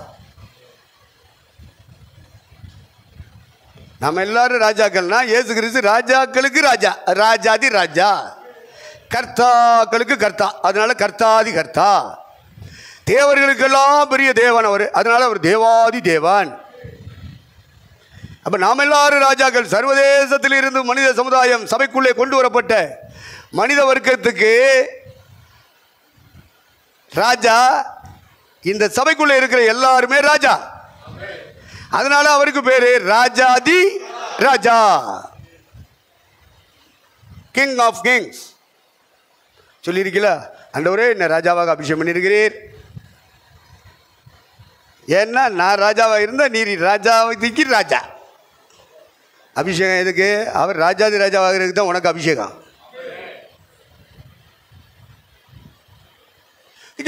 கையை தட்டிட்டு போறதுக்கு இல்லை. நீ யார்? இந்த பூமியிலே உன்னை எப்படி வைத்திருக்கிறார்? உன்னை எப்படி அப்பாயின்மெண்ட் பண்ணியிருக்கிறார்? என்ன போஸ்டிங், என்ன பொசிஷன் என்பதை திருச்சபை மக்கள், இறை மக்கள் புரிந்து நடக்க வேண்டும். ஆகவே தொடர்ந்து ராஜரீகமான ஒரு ஆசாரிய கூட்டம், ஒரு பக்கம் ஆவிக்குரிய பலிகளை செலுத்துகிற ஆசாரிய கூட்டம், இன்னொரு பக்கத்தில் ராஜாங்கத்தை நடத்துகிற ராஜாக்கள். அதனால ராஜரீகமான ஆசாரிய கூட்டமாய் உங்களை தெரிந்து கொண்டார் என்று 1ஆம் நூற்றாண்டிலே பரிசுத்த பேதுரு எழுதுகிறார். இப்போ நீங்களும் நானும் ராஜாவாக அபிஷேகம் பண்ணப்பட்டிருக்கிறோம், அப்பாயின்மெண்ட் ஆகிட்டோம். இனி நாம் நடந்து போகணும், கடந்து போகணும், ராஜாவாக நடக்கணும். அதில் இப்போ இயேசு கிறிஸ்துவை குறித்த தீர்க்க தரிசனம் வாசித்தோம். அவர் ராஜாவா? எதுக்கு ராஜாவா? வாசிக்க சகரியா 9:9. சீயோன் குமாரத்தியே மிகவும் களிகூறு, எருசலேம் குமாரத்தியே கெம்பீரி, இதோ உன் ராஜா உன்னிடத்தில் வருகிறார். அவர் நீதி உள்ளவரும் இரட்சிக்கிறவரும் தாழ்மை உள்ளவரும் கழுதையின் மேலும் கழுதை குட்டியாகிய மரியின் மேலும் ஏறி வருகிறவருமாய் இருக்கிறார். நீதிக்கு ராஜா. சபை புரிஞ்சுக்கிறேன். ராஜானா டிப்டாப்பா ட்ரெஸ் பண்ணி அப்படி வாகனத்தில் போகிறது, 4 பேர் பட பின்னாடி போகிறது, இப்படி ஒரு வாழ்க்கை இருக்கேன், அதான்டா ராஜா, அதான்டா ராணின்னு நினைக்காத, நான் தான் போயிடுவேன் அப்படி சொல்லி தராங்க ஊழியக்காரங்க. அவங்கள்ட்ட பரிசுத்தாய் கிடையாது. நீங்கள் புரிஞ்சுக்கிறாரு. அவர் எதுக்கு ராஜா? நீதிக்கு ராஜா. உன் வாழ்க்கையில் என் வாழ்க்கையில் நீதியில் வளர்ந்துட்டு வரணும். பழைய ஏற்பாட்டுக்கால பரிசுத்தவான்களுக்கு நியாய பிரமாணத்தினால் ஒரு நீதி உண்டானது. புதிய ஏற்பாட்டிலே கிறிஸ்துவின் வழியாக ஒரு நீதி உண்டானது. இது கிறிஸ்தவ நீதி, இது கிருபையின் நீதி, இது அபிஷேகத்தினால் வரக்கூடிய நீதி. இந்த நீதியின் மேல் நீதி அடைந்து அடைந்து போக வேண்டும். அதான் ராஜா. உங்க வாழ்க்கையில் என் வாழ்க்கையில் நீதி இருக்கணும். நீதிக்கு அவர் ராஜா. நமக்கு நீதி விசுவாசத்தினால் வருகிற நீதி. சிலுவையில் அறையப்பட்ட கிறிஸ்துவை விசுவாசிக்கிறதுனாலே நமக்கு ஒரு நீதி கிடைக்கிறது. 6:23 ரோமர் இல்லை 4:25 வாசிங்க. ரோமர் 4:25. அவர் நம்முடைய பாவங்களுக்காக ஒப்பு கொடுக்கப்பட்டும் நாம் நீதிமான்களாக்கப்படுவதற்காக எழும்பப்பட்டும் இருக்கிறார்.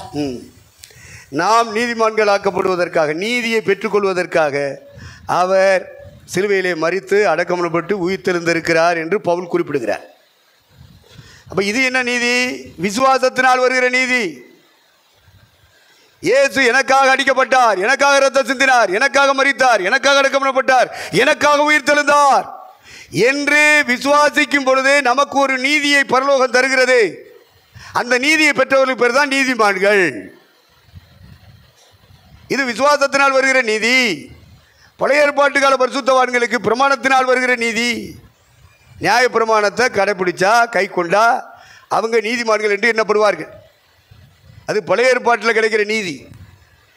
புதிய ஏற்பாட்டில் உள்ளவர்களுக்கு கிடைக்கிற நீதி, கிறிஸ்து சிலுவையில் எனக்காக மரித்தார், எனக்காக இரத்தம் சிந்தினார். அந்த இரத்தத்தை பற்றி விசுவாசத்தினாலே பலிக்கும் கிருபாதார பலியாக இயேசுவை தேவன் ஏற்படுத்தினார். அந்த இரத்தத்தை கொண்டுதாயா நம்ம மனசாட்சியை கழுவுறாரு, நம்ம பாவத்திலிருந்து மீட்கிறாரு, பரிசுத்தமாக்குறாரு, நம்ம பரலோக தேவனோடு பிதாவோடு உப்புரவாக்குகிறார். பிதாவாகி தேவனுக்கு முன்பாக நம்மை ராஜாக்களாகவும் ஆசாரியர்களாகவும் ஆக்கின அவருக்கே வல்லமையும் மகிமையும் கனமும் உண்டாயிருப்பதாக ஆமென் அப்படின்னு சொல்லப்பட்டிருக்கு. மனசாட்சியை கழுவணும்ல. அப்படி கழுவப்பட்ட கூட்டம் தானே சபை. நீங்கள் நானும் அதை கன்ஃபார்ம் பண்ணுறதுக்கு தான் பரலோகம் 2வது அபிஷேகம் பண்ணுது. முதல்ல இரத்தத்தினாலே மீட்பு, அடுத்து பரிசுத்தாவின் அபிஷேகம். இது 2ம் நமக்கு கிடைச்சிருச்சு அப்படின்னா அப்பாயின்மெண்டட் பண்ணினவர் நம்மை தொடர்ந்து ராஜாவாக வழி நடத்துவார். நம்ம ராஜாவாக நடக்கணும். அப்போ இரட்சகர் இயேசு கிறிஸ்து நீதிக்கு ராஜா. தேவ நீதி எதுவோ அதிலே அவர் வளர்ந்து வளர்ந்து வந்ததினாலே அவர் நீதிக்கு ராஜா. அடுத்து ரட்சிப்பதில் ராஜா. மனித சமுதாயத்தை ரட்சிப்பதிலே அவர் ராஜா. நம்மளும் அந்த இடத்துக்கு வரணும். தேவநீதியை பெற்ற மனசாட்சியை சுத்தமாக்கி கொண்ட தேவனுடைய திருச்சபை மக்கள், பரிசுத்தாவினாலே நிரப்பப்பட்ட தேவனுடைய திருச்சபை மக்கள், அந்த தேவ நீதிக்குள்ளே வந்தவர்கள் அடுத்து ரட்சிப்புள்ள ராஜாவாக வளரணும். பாவ மன்னிப்பாகிய ரட்சிப்பு அப்படின்னு எழுதியிருக்கு. அடுத்து விசுவாசம் உள்ளவனாகி ஞானஸ்நானம் பெற்றவன் ரட்சிக்கப்படுவான்னு எழுதியிருக்கு. அடுத்து பரிசுத்தாவியினுடைய புதிதாக்குதலினாலே நம்மை ரட்சித்தார் என்று எழுதியிருக்கு. ரட்சிக்கப்படுகிறவர்களே கர்த்தர் அனுதினமும் சபையிலே. அப்போ ரட்சிப்பதில் நீங்கள் நானும் ராஜாவாக இருக்கணும். பாவ மன்னிப்பாகிய ரட்சிப்புக்குள்ளே நம்ம சுற்றி வாழ்ந்து கொண்டிருக்கிற ஜனத்தை அந்த மீட்புக்குள்ளே, அந்த பாவ மன்னிப்பாகிய ரட்சிப்புக்குள்ளே நீங்களும் நானும் வழி நடத்துகிறவர்களாக இருந்தால் நம்ம ராஜாக்கள். அதுக்கு தான் உங்களுக்கு எனக்கு அபிஷேகம். தரித்திரருக்கு சுவிசேஷத்தை அறிவிக்கும்படி தேவனுடைய ஆவியானவர் என் மேல் இருக்கிறார். இப்போ சுவிசேஷம் அறிவித்து பாவ மன்னிப்பாகிய மீட்புக்குள்ளே அவங்களை கொண்டு வரணும். தேவ நீதிக்குள்ளே அவங்கள கொண்டு வரணும். ஞானஸ்நானத்துக்குள்ளே அவங்கள கொண்டு வரணும். பரிசுத்தாவிக்குள்ளே அவங்கள கொண்டு வரணும். அவங்க அப்போ சொல்கிற உபதேசத்தை கேட்கும்படி அவங்கள கொண்டு வரணும். அந்யோனி ஐக்கியத்தில் கொண்டு வரணும். இந்த சபையாருடைய ஐக்கியத்துக்குள்ளே கொண்டு வரணும். அடுத்து அப்பம்புக்குதல் ஆராதனை நமக்கு வைக்கப்படும். அந்த அப்பம்புக்குதல் ஆராதனையில் பங்கெடுக்கும்படியாக நடத்தணும். அடுத்து ஜெப கூட்டங்கள் வச்சுட்டே இருப்பாங்க. ஜெப கூட்டங்கள்லையும் பங்கு பெறுறதுல உறுதியாக இருக்கணும். உறுதியாய் தரித்திருந்தார்கள். இப்படி ரட்சிக்கப்பட்டவர்களை கர்த்தர் அனுதினமும் சபையிலே சேர்த்து கொண்டு வந்தார். ரட்சிப்பதில் நீங்கள் நான் ராஜாவாக வேலை செய்யணும். மனம் திரும்புதல், மறுபிறப்பு, ஞானஸ்நானம், பரிசுத்தாவின் அபிஷேகம், இதுக்குள்ளே படிப்படியாக நடத்தணும்ல. அதான் ரட்சிப்பதில் அவர் ராஜா. இவங்க என்னமோ சொல்லி தராங்க ராஜானா இப்படின்னு. ஏன்னா இவங்கெல்லாம் பழைய ஏற்பாட்டு கால பரிசுத்தவான்கள். அவங்க அப்படி தான் சொல்லி தருவாங்க. நம்ம எல்லோரும் புதிய ஏற்பாட்டு பரிசுத்தவான்கள். ஆமேன்னு சொல்கிறவங்க மட்டும் கையை தூக்கி. ஆமாம், எனக்கு இந்த ஒத்த கை விளங்காது, அதனால் தூக்க முடியாது. பார்த்துட்டு இடது கையெல்லாம் அது மாதிரி சிலர் விளங்காத கை வச்சுருக்கீங்கன்னு நினைக்கிறேன். இப்போ கையை வைத்து ஒரு அலையில சொல்லுங்கள். நான் தான் உங்களை அடிக்கடி சொல்கிறது இல்லையே. ஏதோ ஒரு தடவை சொன்னால் பலமாக சொன்னால் என்ன, பிச்சை வாங்கின மாதிரி வாங்கணும் உங்கள்கிட்ட. தோத்துறான். ஆண்டவருக்கு மகிமை உண்டாகட்டும். இப்போ ரட்சிப்பதில் நாம் எல்லாரும் ராஜாக்கள். நீதி நிலைநாட்டுவதில் நாம் எல்லாம் ராஜாக்கள். எந்த நீதி? ஆவிக்குரிய நீதி, கிருபையின் நீதி, கிறிஸ்துவின் நீதி. அதை இந்த உலகத்துக்கு நிலைநாட்ட வேண்டும். இப்போ நீதிக்கு ராஜா. அடுத்து ரட்சிப்புக்குள்ளே நடத்துவதில் நம்ம தான் ராஜாக்கள். ரட்சிப்பதில் இயேசு ராஜா. அப்போ ரட்சிப்புன்னு சொன்னால் அதில் பாவ மன்னிப்பு இருக்குது, மனம் திரும்புதல் இருக்குது, முழுக்க ஞானஸ்நானம் இருக்குது, அந்நிய பாஷை இடத்தோட பரிசுத்தாவி இருக்குது, அப்போ சொல்கிற உபதேசம் கேட்பதில் இருக்குது, கூடி வந்து ஐக்கியத்தை காக்கிறதில் இருக்குது, அடுத்து அப்பம்புக்குதில் ஆராதனையில் பங்கெடுக்கிறதில் இருக்குது, அடுத்து ஜெப கூட்டங்கள் வச்சா எல்லா கூட்டங்கள்லையும் பங்கெடுக்கிறதுக்கு நம்மை தகுதிப்படுத்திக்கிட்டே போகணும். அதான் ராஜா. அதான் என்னது சொல்லுங்க? அதுதான் ராஜா. மற்றது கூஜா. நம்ம கோதால இறங்கிற நம்ம ராஜாக்கள். நீதியை, தேவ நீதியை இந்த பூலோக மக்கள் மத்தியிலே கொண்டு வந்து நிலைநாட்டுவதிலே ராஜாக்கள். பாவ மன்னிப்பாகிய ரட்சிப்புக்குள்ளே, மனம் திரும்புதலுக்குள்ளே, ஞானஸ்நானத்துக்குள்ளே, அபிஷேகத்துக்குள்ளே, அந்நிய பாஷைக்குள்ளே, அப்போஸ்தலருடைய உபதேசத்துக்குள்ளே, அந்யோனி ஐக்கியத்துக்குள்ளே, அப்பமுக்குதல் ஆராதனைக்குள்ளே, ஜெப கூட்டங்களிலே பங்கெடுக்கும்படியாக மக்களை கொண்டு வந்து வழி நடத்தி கொண்டே போவதிலே ராஜா நீனும் நானும். அடுத்து அவர் எதுக்கு ராஜா? வாசிக்க. தாழ்மை உள்ளவரும். அடுத்தது என்னது? தாழ்மைக்கு ராஜா. நீங்கள் நானும் இந்த பூ உலகத்திலே வாழும் காலமெல்லாம் நீதிக்கு ராஜா என்பதை மறந்துவிடக்கூடாது. ரட்சிப்புக்குள்ளே மக்களை கொண்டு வருவதிலே நாம் ராஜாக்கள் என்பதை மறந்துவிடக்கூடாது. அடுத்து தாழ்மை. இயேசு சொன்னார், நான் சாந்தமும் மனத்தாழ்மையுமாய் இருக்கிறேன், என்னிடத்தில் வாங்க, நான் சொல்கிறத கேளுங்க, அதை கற்றுக்கொள்ளுங்க, அப்பொழுது உங்கள் ஆத்துமாக்களுக்கு இளைப்பாறுதல் கிடைக்கும். தாழ்மைக்கு ராஜாக்களாக நீங்களும் நானும் மேலோங்கி வர வேண்டும் என்பதுதான் ஆண்டவருடைய சித்தம். எப்பவுமே மனுஷ இயல்பு மேடைக்கு வரணும், சேரில் உட்காரணும், மைக்கை பிடிக்கணும், எல்லாருக்கும் முன்னாடி மூஞ்சியை காட்டணும், முகரையை காட்டணும், அது மினுக்கிக்கிட்டு வரணும். இந்த சிந்தனைகள் நமக்குள்ளே இராதபடிக்கு எச்சரிக்கையாக இருங்க. வேர் முதலாய் முளைத்தெலும்பிச்சு ஒரு வேர் பூமிக்குள்ளே போடுற வேர் வெளியே தெரியாது. இது மாதிரி நம்முடைய சிந்தனைகளுக்குள்ளே வரும். இதெல்லாம் கண்டுபிடிச்சி அத்து எரிஞ்சிடணும். ஆமாம், பெரிய பெரிய கட்டடங்கள் எல்லாம் அந்த சின்ன வேர், ஆலை வேர், அரச மர வேர், வேப்ப மர வேர், இந்த காக்கா வந்து உட்காந்து அப்படி எச்சம் போட்டு போயிடும், அதில் வேப்பமுத்து விழுந்துடும், அது சின்ன செடியாக வேறுவிடும். அப்படியே விட்டு விட்டு வீட்டுக்காரங்க கவனிக்க மாட்டாங்க. பழைய அரண்மனைகளை பார்த்தீங்கன்னா, பழைய ஆலயங்களை பார்த்தீங்கன்னா, பழைய பெரிய கட்டடங்களை பார்த்தீங்கன்னா இந்த மரங்கள் முளைச்சிருக்கும்.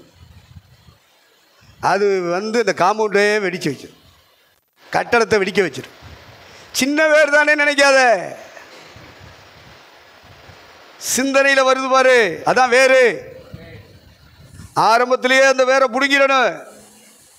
நீ விட்டுட்டேன்னு வச்சுக்க, அது வளர்ந்து வளர்ந்து வளர்ந்து மரமாகி உன் வாழ்க்கையவே ஒன்றும் இல்லாமல் செதற பண்ணிடும், குடும்பத்தை செதற பண்ணிடும், பிள்ளைகளை செதற பண்ணிடும், உன் சபை, உன் ஊழியம் எல்லாத்தையும் செதறடிச்சிரு. வேறு என்பது சிந்தனைகளை காட்டுகிறது. ஆஹா, இந்த சிந்தனை ஆபத்து அப்படின்னு ஆரம்பத்திலே கண்டுபிடிச்சி பிடுங்கிரு, வேற பிடுங்கிரு. தவறான சிந்தனை, இச்சையான சிந்தனை, பெருமையான சிந்தனை, இதெல்லாம் உள்ள வேறு விடும்போதே கண்டுபிடிச்சிரு, அத்து எரிஞ்சிரு, டெலீட் பண்ணிடு. விட்டுட்டேன்னா அது சின்ன செடியாக வரும், சின்ன செடி தானேம்ப, அப்புறம் அப்படியே வளர்ந்து வளர்ந்து வளர்ந்து பெரிய செடியாகும், பெரிய செடி பெரிய மரமாகும், கடைசியில் வாழ்க்கையவே உடஞ்சி போகும். அதனால் ரொம்ப கேர்ஃபுல்லாக இருக்கணும். பெருமையின் வேர், கசப்பின் வேர், பகையின் வேர், இதெல்லாம் உள்ள சிந்தனையில் கூட வரக்கூடாது. பேர் முதலாய் சொல்லப்படவும் கூடாது. வம்பும் புத்தீனமான பேச்சும் தகாதவைகள் சோத்திரம் செய்தலே தகும். அதனால் வேரில் விடும்போதே, சிந்தனையில் வரும்போதே இப்போ கண்டுபிடிச்சி அதை பிடிங்கிருங்க. அப்போ தான் நம்ம வாழ்க்கை சுத்தமாக வந்துக்கிட்டே இருக்கும், தேவனுக்கு சாட்சியாக வந்துக்கிட்டே இருக்கும். இல்லைன்னா உடைச்சிரும். அது நல்லா நீங்கள் கவனித்து பார்க்கணும், ஆரம்ப காலத்திலே கவனிக்கணும். ஆவிக்குரிய வாழ்க்கையில் வாழணும் அப்படின்னா கவனித்து நம்ம பார்த்து கரெக்டாக போகணும். கர்த்தருக்கு ஸ்தோத்திரம். அப்போ தாழ்மை உள்ளவர், தாழ்மை என்று சொன்னால் மற்றவர்களை அற்பமாக எண்ணக்கூடாது. மற்றவங்கள அற்பமாக என்ற புத்தி உங்களுக்கு வந்துச்சுன்னா உங்களுக்குள்ள தாழ்மை இல்லை.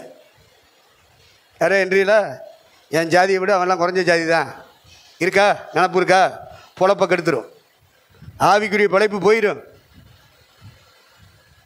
ஜாதியில், படிப்பில், அழகில், அந்தஸ்தில், சொத்தில், இதெல்லாம் உனக்கு இருக்குது அப்படின்றதுக்காக இல்லாதவங்கள அற்பமாக எண்ணாத. அதான் பெருமை. பெருமை உள்ளவர்களுக்கு தேவனே எதிரியாக மாறிடுவார். எந்த தேவன்கிட்ட ஜெபம் பண்ணுறியோ, உபவாசம் பண்ணுறியோ, அந்த தேவன் உன் உபவாசத்தையும் ஜெபத்தையும் ஏற்றுக்கொள்ள மாட்டார். மட்டுமல்ல, உனக்கு எதிரியாக மாறுவாராம். பெருமை உள்ளவர்களுக்கு தேவன், சொல்லுங்க வயத்துறது, எந்த தேவனை நம்பி ஆராதிக்கிறியோ அதே தேவன் உனக்கு எதிரியாக மாறிட்டா என்ன பண்ணுவ? என்ன பண்ணுவ? ஏன் இன்னும் அநேக ஜெபங்களுக்கு பதில் வராமல் இருக்கு? குடிக்க கஞ்சி இல்லாட்டாலும் பெருமைக்கு பஞ்சம் இல்லாமல் இருக்கு. உன் பேச்சில் பெருமை, உன் பார்வையில் பெருமை, உன் ட்ரெஸ்ஸில் பெருமை, உன் ஹேர் ஸ்டைல், உன்னுடைய முகம், ஃபேஸ் ஸ்டைல், உன் கழுத்து, உன் கை, உன் கால், மேலே போடுற ட்ரெஸ்ஸு, எல்லாமே மினுக்களாக தானே இருக்கு, தூக்கலாக தானே இருக்கு. அதில் பெருமை வெளிப்படுதம்மா. நீ வந்து ஜெபம் பண்ணாலும் அப்புறம் அந்த ஜெபத்தை எப்படி கேட்பாரு?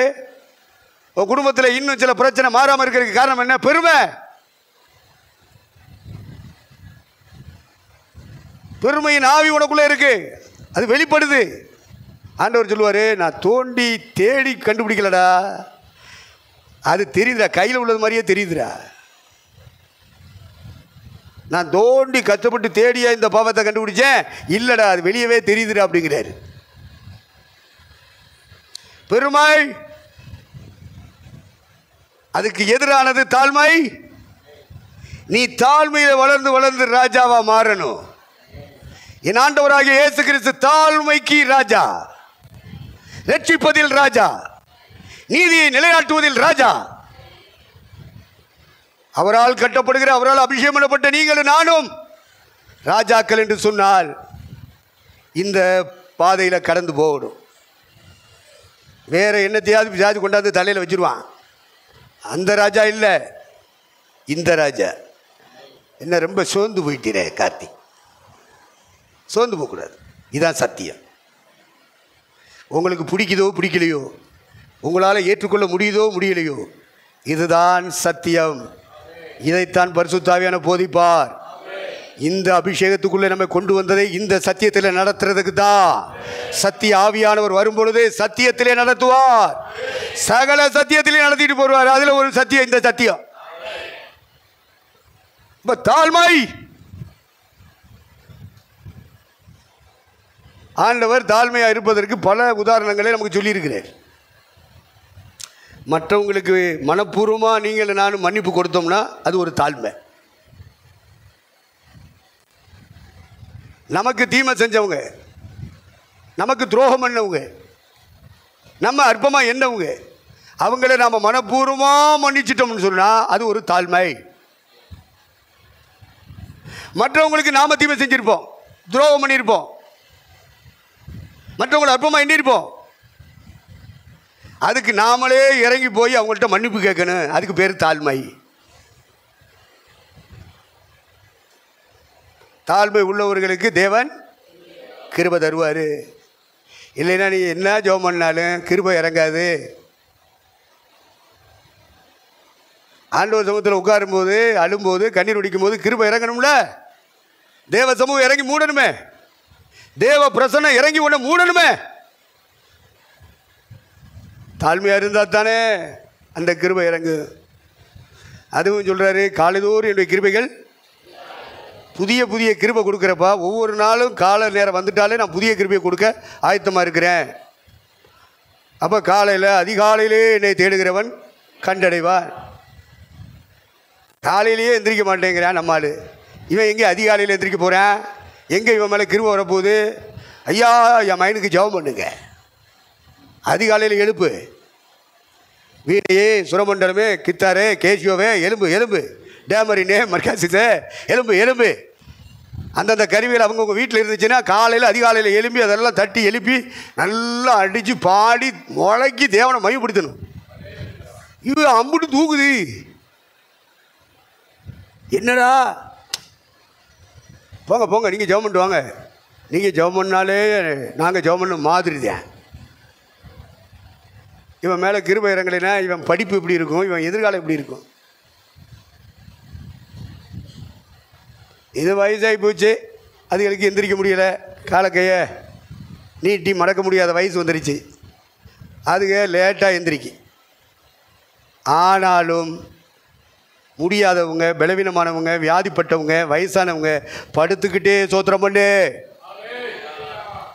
ஆண்டவரை மகிமைப்படுத்து. அப்போ கிருபை இறங்கும். உடம்புல தில் இருக்கிறவன் 3 நேரம் ஒழுங்காக திங்கிறவன் 3 நேரம் மட்டுமா திங்கிறாங்க? அதுக்கு இடையிலாம் என்னென்ன மேய்கிறாங்க, என்னென்னலாம் குடிக்கிறான், வீட்லேயும் திங்கியான், ஹோட்டல்லையும் திங்கியான். இவெல்லாம் ஒழுங்காக அதிகாலையில் எழும்பிடணும். எலும்புலேன்னு வச்சுக்க, அதுக்கு மேலே தேவனுக்கும் உனக்கும் உள்ள உறவுகளில் விரிசல் உண்டாகும், பிரிவுகள் உண்டாகும். அதிகாலையிலே தேடுகிறவன் என்னை கண்டடைவான், காலைதோறும் என்னை கிருபைகள் புதிதாக இருக்கிறது. அப்போ ஆண்டவரை துதித்து சோத்தரித்து ஆண்டவரை மையப்படுத்தி பாடி கம்பீரித்து, எருசலேமே சீயோன் குமாரத்தியே கம்பீரி, அதிகாலையில் உன் சத்தம் கேட்கணும். நீதிமான்களின் கூடாரங்களில் ரட்சிப்பின் கம்பீர சத்தம் உண்டு. அதிகாலையில் கேட்கணையா.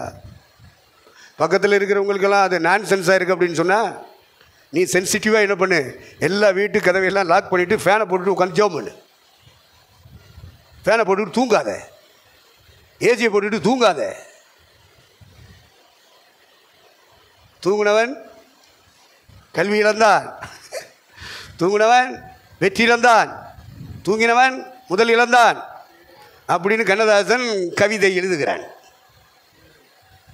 அப்போ சபையில் தூங்கினவன் சத்தியத்தை இழந்தான், பரலோகத்தை இழந்தான். கர்த்தருக்கு ஸ்தோத்திரம். தூங்காதே தம்பி, தூங்காத. 3 நேரம் ஒழுங்காக திங்கிறீல, அப்புறம் அதிகாலையில் எந்திரிச்சா என்ன, அப்புறம் லேட்டாக படுத்துக்கோ. அதனால் ஆண்டவருடைய சமூகத்தில் அதிகாலையில் எழும்பிடணும். முடியாதவங்க விதிவிலக்கு, பலவீனமானவங்க, வயசானவங்க, வியாதிப்பட்டவங்க விதிவிலக்கு, மற்றவங்களுக்கு விதிவிலக்கு கிடையாது. எழுந்து அவரை தேடித்தான் ஆகணும், பாடித்தான் ஆகணும், சோத்திரம் பண்ணித்தான் ஆகணும், அல்லேலியா சொல்லித்தான் ஆகணும், அவருடைய நாமத்தை உயர்த்தித்தான் ஆகணும். காலைதோறும் என்னுடைய கிருபைகள் புதியவைகள். ஒவ்வொரு நாளும் எலும்பி எலும்பி அதிகாலையில் தேட ஆரம்பிச்சுட்டா ஒவ்வொரு நாளும் கிருபை வந்துக்கிட்டே இருக்கும். தாழ்மை உள்ளவர்களுக்கு கிருபை அளிக்கிறார், பெருமை உள்ளவர்களுக்கு அவரே எதிரியாய் மாறுகிறார். அப்போ தாழ்மை உள்ளவர், தாழ்மைக்கு நீனும் நானும் ராஜாவாக மாறணும். இந்த உலகத்தில் எவன்லாம் பெருமையோடு வாழ்ந்துட்டு இருக்கான், பெருமை பேச்சு பேசுகிறான், பெருமை பருவ பார்க்குறான், பெருமையாக ஆடம்பரமாக தெரிகிறான், அவனுக்கு மத்தியில் தாழ்மைனா என்னான்னு காட்டுறதுக்கு ஒன்றையும் என்னையும் தான் கத்தர் வச்சிருக்காரு. இந்த சபலம் தாழ்மைக்கு ராஜா.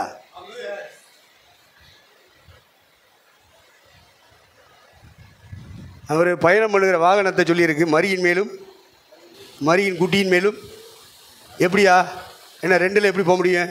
அங்கிட்டு ஒரு கால் இங்கிட்டு ஒரு கால் வச்சுட்டு 2 கழுதியில் ஏற்றுனாங்க. இல்லை, சின்ன கழுதியில் ஏற்றிருப்பாங்க, அப்புறம் பெரிய கழுதியில் ஏற்றிருப்பாங்க.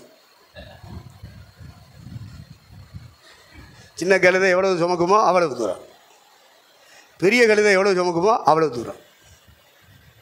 மரியின் மேலும் மரியின் குட்டியின் மேலும் அவர் பவனி வருகிறார். அவருடைய வாகனம் வாங்குறதுக்கு அவர்கிட்ட பைசா இல்லையா?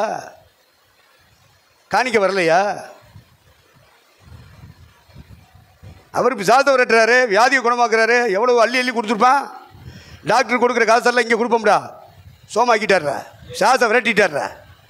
ஆஸ்பத்திரியில் கொண்டு போய் கிளினிக்கில் கொண்டு போய் கொட்டுற காசையெல்லாம் இங்கே கொடுப்போம்டா. இவர் வந்து ஜெபம் பண்ணி சோமாக்கிட்டார்றா. பணம் கொட்டுன்னு கொட்டுமா கொட்டாதா? மோகன் சேனனுக்கு கொட்டுதே, ஏஞ்சல் டிவிக்காரனுக்கு கொட்டுதே, பால்த்தினர்னு கொட்டுதே, கொட்டுமியா? அதனால் வராதுன்னு நினைக்காத, வரும், வருமானம் வரும். ஏசுனார் கடன் வாங்காமலே போயிட்டார், நீ நானும் ஏதோ கடன் வாங்கிட்டோம். ஆனாலும் கடனெல்லாம் மாறி, வட்டி கடனெல்லாம் மாறி, நம்முடைய வாழ்க்கையில் அந்த வறுமையும் வெறுமையும் மாறி, அந்த சிறுமையெல்லாம் மாறி, நம்மை கர்த்தர் சீர்திருத்தி மேலாக்க போகிறார். அழைத்தவர் உண்மையுள்ளவர், கைவிட மாட்டார். ஏன்னா அவர் உன் மேலே என் மேலே கண் வச்சுட்டாரு, அழைச்சிட்டாரு. அழைச்சது மட்டுமல்ல, அபிஷேகத்தினால நிரப்பிட்டாரு. இந்த அபிஷேகம் சாதாரணமானதல்ல, இது உன்னதத்திலிருந்து வானங்களை கிழித்து கொண்டு இறங்கின அக்னி. அந்த அபிஷேகத்தினாலே நீ நிறையப்படுகிறாய். தேவன் உன்னை நிரப்பிட்டாரா, மற்ற காரியங்களெல்லாம் நீ பார்க்குற மாதிரி அவர் பார்க்கலைன்னு அர்த்தம். நீ நானும் வேறு மாதிரி பார்த்துக்கிட்டு இருப்போம். ஆனால் கர்த்தர் பார்க்கல அப்படின்றதுக்கு அர்த்தம் என்ன? உன் மேலே அபிஷேகம் இறங்கிருச்சு, ஆவியில் நிரம்பிட்ட அப்படின்னா கர்த்தர் உன்னை அரவணைத்து விட்டார் என்பது அதனுடைய பொருள். உன்னை அங்கீகரித்து விட்டார் என்பது அதனுடைய பொருள். ஒன்று கண்ணீரோடு நீ ஜெபம் பண்ணணும், இல்லைன்னா பரிசுத்த ஆவியில் நிரம்பி ஜெபம் பண்ணணும். இதுக்கு இடையில பண்ணுற ஜெபத்தை கொஞ்சம் நிறுத்திடு. தூங்கி தூங்கி ஜெபிக்கிறது, ஆடி ஆடி ஜெபிக்கிறது, அப்புறம் ஆட்டத்தை நிறுத்திட்டு விழுந்து தூங்கிட்டு, இதையெல்லாம் நிறுத்து. ஒன்று இருதயம் உடைஞ்சு அழுது ஜெபிக்கிற ஜெபத்தை கையில் எடு, இல்லை அப்படின்னா ஆவியிலே நிரம்பி ஜெபிக்கிற ஜெபத்தை கையில் எடு. இது உனக்கு ஆயுதமாக கையில் எடுத்துட்டீங்கன்னா பிசாசு ஓடி போவான். வறுமையும் வெறுமையும் சிறுமையும் மாறி போகும். வறுமை மாறுமியா, சிறுமை மாறுமியா? காலதோறும் அவருடைய கிருபையை மட்டும் சம்பாதிச்சிரு, காலதோறும் அவரை தேடிரு, அழுதுரு, இல்லை ஆவியில் நிரம்பி ஆண்டவரை மையப்படுத்திரு. எல்லா மாற்றம் உண்டாகும். ஓ ஏமாற்றமெல்லாம் மாறி எல்லாம் உனக்கு வளமுள்ள ஒரு மாற்றங்களை கத்த தந்து கொண்டு இருப்பார். தேவனுக்கு மகிமை உண்டாகட்டும்.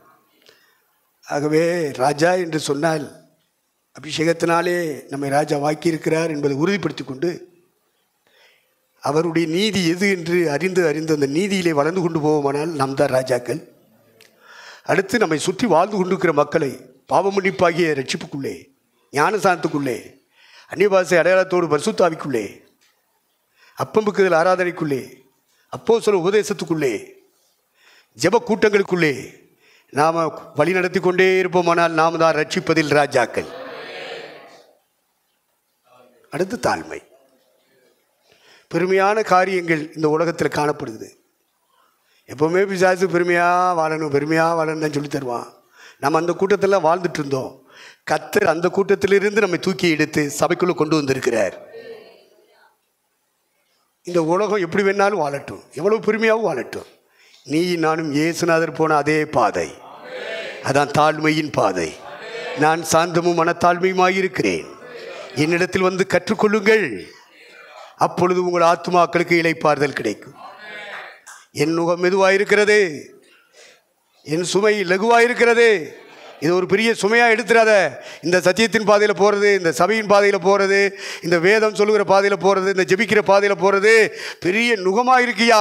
இது ஒரு பெரிய அடிமைத்தனம் போல தெரியுதியான்னு நினைக்காத. கர்த்தர் சொல்லுகிறார், அது நுகம் போல காணப்பட்டாலும் அது லெகுவாக்கி தருவேன். அது பெரிய பாரம் போல காணப்பட்டாலும் அது மெதுவாக இருக்கும்படியாக உனக்கு செய்து தருவேன். என் நுகம் மெதுவாயும் என் சுமை லகுவாயும் இருக்கும். உன் சமாதானம் உன்னிலே தங்கி இருக்கும். நான் என்னுடைய கிருபையை உன்மேல் அருளி செய்வேன். உன் குடும்பத்துக்கு அந்த கிருபை போதும், உன் பிள்ளைகளுக்கு அந்த கிருபை போதும், உன் பிள்ளைகளின் எதிர்காலத்துக்கு அந்த கிருபை போதும். நீ பயப்பட வேண்டாம், நீ பின்வாங்க வேண்டாம். உன்னை ராஜாவாக கர்த்தர் தேர்ந்தெடுத்திருக்கிறார். இந்த உலகத்தில் மட்டுமல்ல, சபைக்குள்ளேயும் உன்னை ராஜாவாக வைத்திருக்கிறார். உலகத்தை ஜெயிக்கிறவன் ராஜா, மாம்சத்தை ஜெயிக்கிறவன் ராஜா, பிசாசின் ஆவிகளை ஜெயிக்கிறவன் ராஜா, சுய ஆசை விருப்பங்களை ஜெயிக்கிறவன் ராஜா. தோல்வி அடைந்த ஒரு நாட்டினுடைய அரசன், ஒரு நாட்டினுடைய மன்னன், ஒரு ராஜா இன்னொரு நாட்டு ராஜாட்ட தோல்வி அடைஞ்சிட்டான்னா இவன் ராஜாவாக இருக்க முடியாது. அப்படித்தானே? அப்படித்தானே?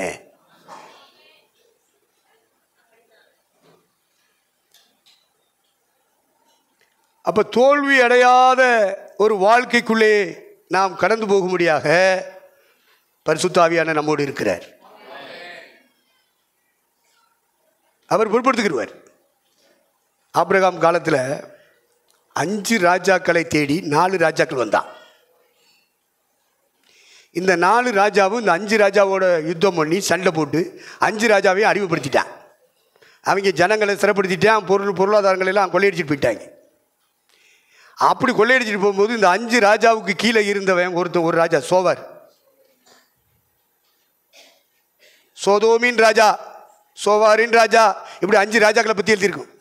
அதில் சோதோமிக்கு உள்ளே இருந்த அந்த லோத்து.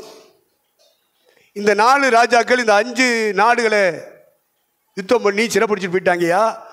அதில் சோதோமில் உங்கள் அண்ணமையன் லோத்து இருந்தார்ல, அவர் ஒரு மனைவி பிள்ளைகள் அவர் சம்பாதிச்ச ஆடு மாடு எல்லாத்தையும் அடிச்சுட்டு போயிட்டாங்கயான்னு சொன்ன உடனே கொதிக்கிறது. கொதிக்கக்கூடாது. புதிய ஏற்பாட்டில், பழைய ஏற்பாட்டில் கொதிக்கலாம். குதிச்சிட்டான் ஆபிரகாம். கொஞ்ச காலமாவது நம்மளை பின்பற்றி வந்தான்ல, நம்மளோட இருந்தான்ல. இன்னைக்கு அவன் அடிமைப்பட்டுட்டான்னு சொன்னால் எப்படி கேட்டுட்டு இருக்கிறது? குதிச்சிட்டான். இந்த 5 ராஜாக்களோட யுத்தம் பண்ணி ஜெயிச்சு 4 ராஜாக்கள், இப்போ 5 நாட்டுக்கும் அவங்க 4 நாட்டுக்காரங்க ராஜாவாக மாறிட்டான். இதை ஆபிரகாம் கேள்விப்பட்ட போது ராத்திரியோட ராத்திரியா இவன்ட்டு ஒரு 318 பேர் இவங்க விடுதலை புலி இயக்க மாதிரி இந்த ஆட்கள் பாஞ்சிட்டாங்க. ராத்திரியோட ராத்திரியா திட்டம் போட்டு பாஞ்சு, நீ இந்த பக்கம் போ, நீ இந்த பக்கம், நீ இந்த பக்கம் போ. அவங்க தண்ணியை போட்டு ஒரு வாங்கி இருக்கிற நேரம் ராத்திரி நேரம். வெறி கொள்ளுகிறவர் ராத்திரியிலே வெறி கொள்ளுவார்கள், தூங்குகிறவர் ராத்திரியிலே. அதெல்லாம் பைபிளு. நம்ம ஆளுக்கு பகல்லே தூங்குவான்.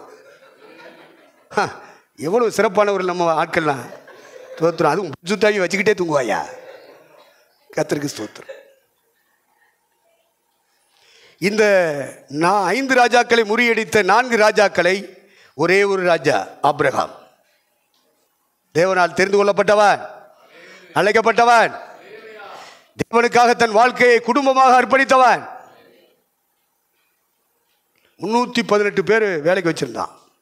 அவ்வளோ பேர் வேலைன்னா சாதாரண வேலை இல்லை. பக்கத்து நாட்டுக்காரன் வேணாலும் யுத்தத்துக்கு வந்துட்டான்னா போராடி ஜெயிக்கிறதுக்காக 318 கைபிடிந்த வேலையாட்கள் என்று இங்கே எழுதப்பட்டிருக்கும். அது குட்டி இராணுவம், குட்டி மிலிட்ரி. எடுத்துட்டு நைட்டோட நைட்டாக யூகம் அமைச்சு உள்ளே பாஞ்சான், அடித்தான். 4 ராஜாவையும் துவைச்சி வச்சுட்டு இவன் அடிச்சுட்டு போன எல்லா கொள்ளை பொருளையும் மீட்டு கொண்டு வர்றான். அப்படி மீட்டு கொண்டு வரும்போது சோதோமின் ராஜா வர்றான். சோதோமின் ராஜா வரவேற்கிறான். ஜனங்களை தந்துடும், பொருள்களை எடுத்துக்கொள்ளும். அவன் சொன்னாலே, உன் ஜனத்தையும் கூட்டிகிட்டு போ, உன் பொருளையும் கூட்டிகிட்டு போ, உன் பொருளை வச்சு நான் பெரிய பணக்காரன் நானே, ஐஸ்வர்யன் நானேன் என்று வரக்கூடாதுரா. சாட்சி, வானத்தையும் பூமியும் உண்டாக்கின கர்த்தர் என்ன அழைச்சிருக்கிறார், என்ன தேர்ந்தெடுத்திருக்கிறார், அவரால் நான் ஆசீர்வதிக்கப்பட்டேங்கிற சாட்சி தான் எனக்கு சொந்தமாக இருக்கணும். ரொம்ப கருத்தாக இருந்த அந்த 4 ராஜாவை அடித்தது மட்டும் இல்லை, இப்போ தேடி வந்த பொருளாதாரத்தை அடித்து ஏசுனாருக்கு மகிமை போகணும்னா ஏசுனாராலே வரட்டும்டா, என்னை அழைத்த தேவனாலேயே ஆசீர்வாதம் வரட்டும்னு சொல்லி இவன் கொடுத்த பொருளை தட்டி விட்டான். பத்திலா அப்படி தட்டி விட்டுட்டு வரும்போது உன்னதமான தேவனுடைய ஆசாரியன் வர்றான். சாலேமின் ராஜா மெல்கிசேதேக் அவன் வர்றான். அவன் அப்பமும் திராட்சரசமும் கொண்டுட்டு வரான். நமக்கு நாளைக்கு கொண்டுக்கிட்டு வருவாங்கன்னு நினைக்கிறேன். இன்னைக்கா கர்த்தருக்கு ஸ்தோத்திரம். இன்னைக்கு கொண்டுட்டு வருவாங்க.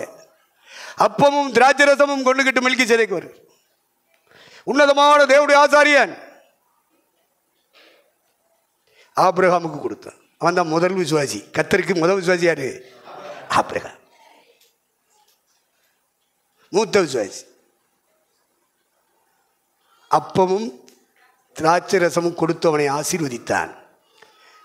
இவன் என்ன செஞ்சான்? முதல் விசுவாசி தனக்கு உண்டான எல்லாவற்றிலையும் 10 பங்கு வச்சு, என்னெல்லாம் அள்ளிக்கிட்டு வந்துச்சோ, அவனுக்கு வருமானமாக வந்துச்சோ அத்தனையும் 10 பங்கு வச்சு ஒவ்வொன்றிலையும் ஒரு பங்கை கொண்டு வந்து கொடுத்துட்டேன். விசுவாசி கொடுப்பான். விசுவாசி என்ன செய்வான்?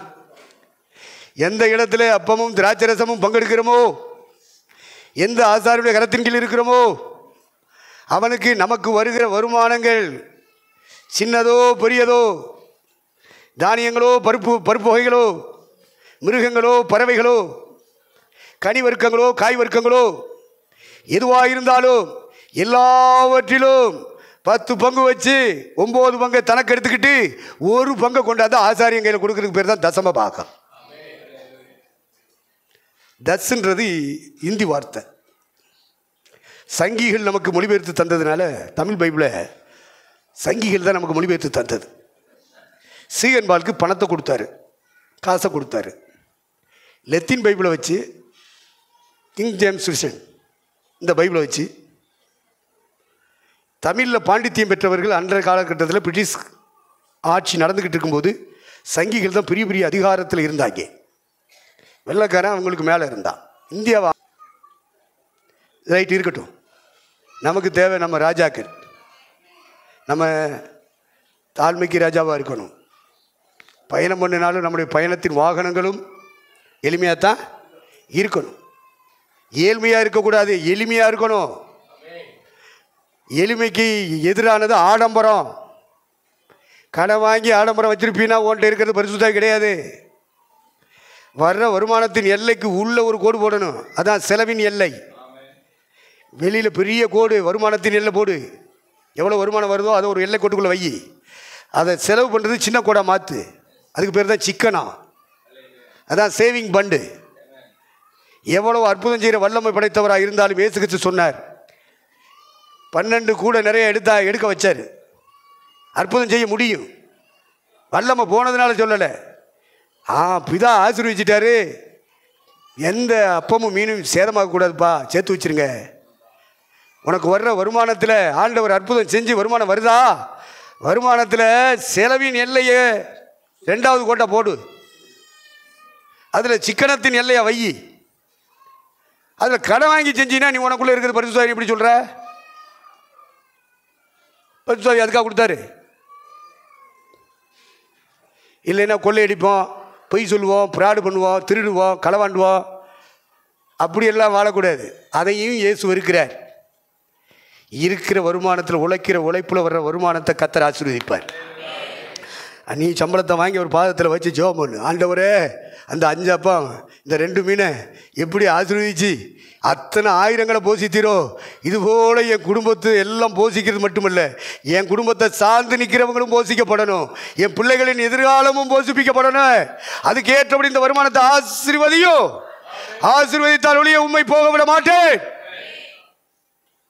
சம்பளம் வாங்குறதுக்குள்ளே கடங்காரன் சுற்றி வந்துடுறேன், நீ அங்கே எல்லாத்தையும் பிச்சு கொடுத்து விட்டு இங்கே சும்மா வந்து உட்காந்துருக்க. இதெல்லாம் மாறணும், கர்த்தர் மாற்றுவார். நீ எளிமைக்கு ராஜா, ஏழ்மைக்கு இல்லை, வறுமைக்கு இல்லை, தரித்திரத்துக்கு அல்ல. உங்களை கர்த்தர் எல்லா தேவைகளையும் சந்திக்கக்கூடிய இடத்துல தான் உயர்த்துவார். வறுமை தரித்திரம் எல்லாம் நீங்கி போகும். ஆனால் எளிமையாய் வாழும்படி கர்த்தர் எதிர்பார்க்கிறார். நான் சாந்தமும் மனத்தாழ்மையுமா இருக்கிறேன். அப்போ தாழ்மை உள்ளவர்களுக்கு கர்த்தர் கிருபை அளிக்கிறார். போதும், உன் கிருபை குடும்பத்தில் இருக்கிற அத்தனை பேருக்கும் போதும். உன் தொழிலுக்கு, உன் வியாபாரத்துக்கு, உன் உத்தியோகத்துக்கு, உன் பிள்ளைகளின் எதிர்காலத்துக்கு, உன் குடும்பத்துக்கு, எல்லாத்துக்கும் போதுமான கிருபையை கர்த்தர் உனக்கு தருவார். ஒவ்வொரு நாள் அதிகாலை வேளையிலும் எழும்பி அவர் பாதத்தில் உட்கார்ந்து அவரை மகிமைப்படுத்தி பாரு, கண்டிப்பாக கர்த்தர் அதை சந்திப்பார். எந்த காரியம் மாறலையோ அந்த காரியங்களை கர்த்தர் மாற்றி தருவார். எல்லாரும் எழும்புவோமா?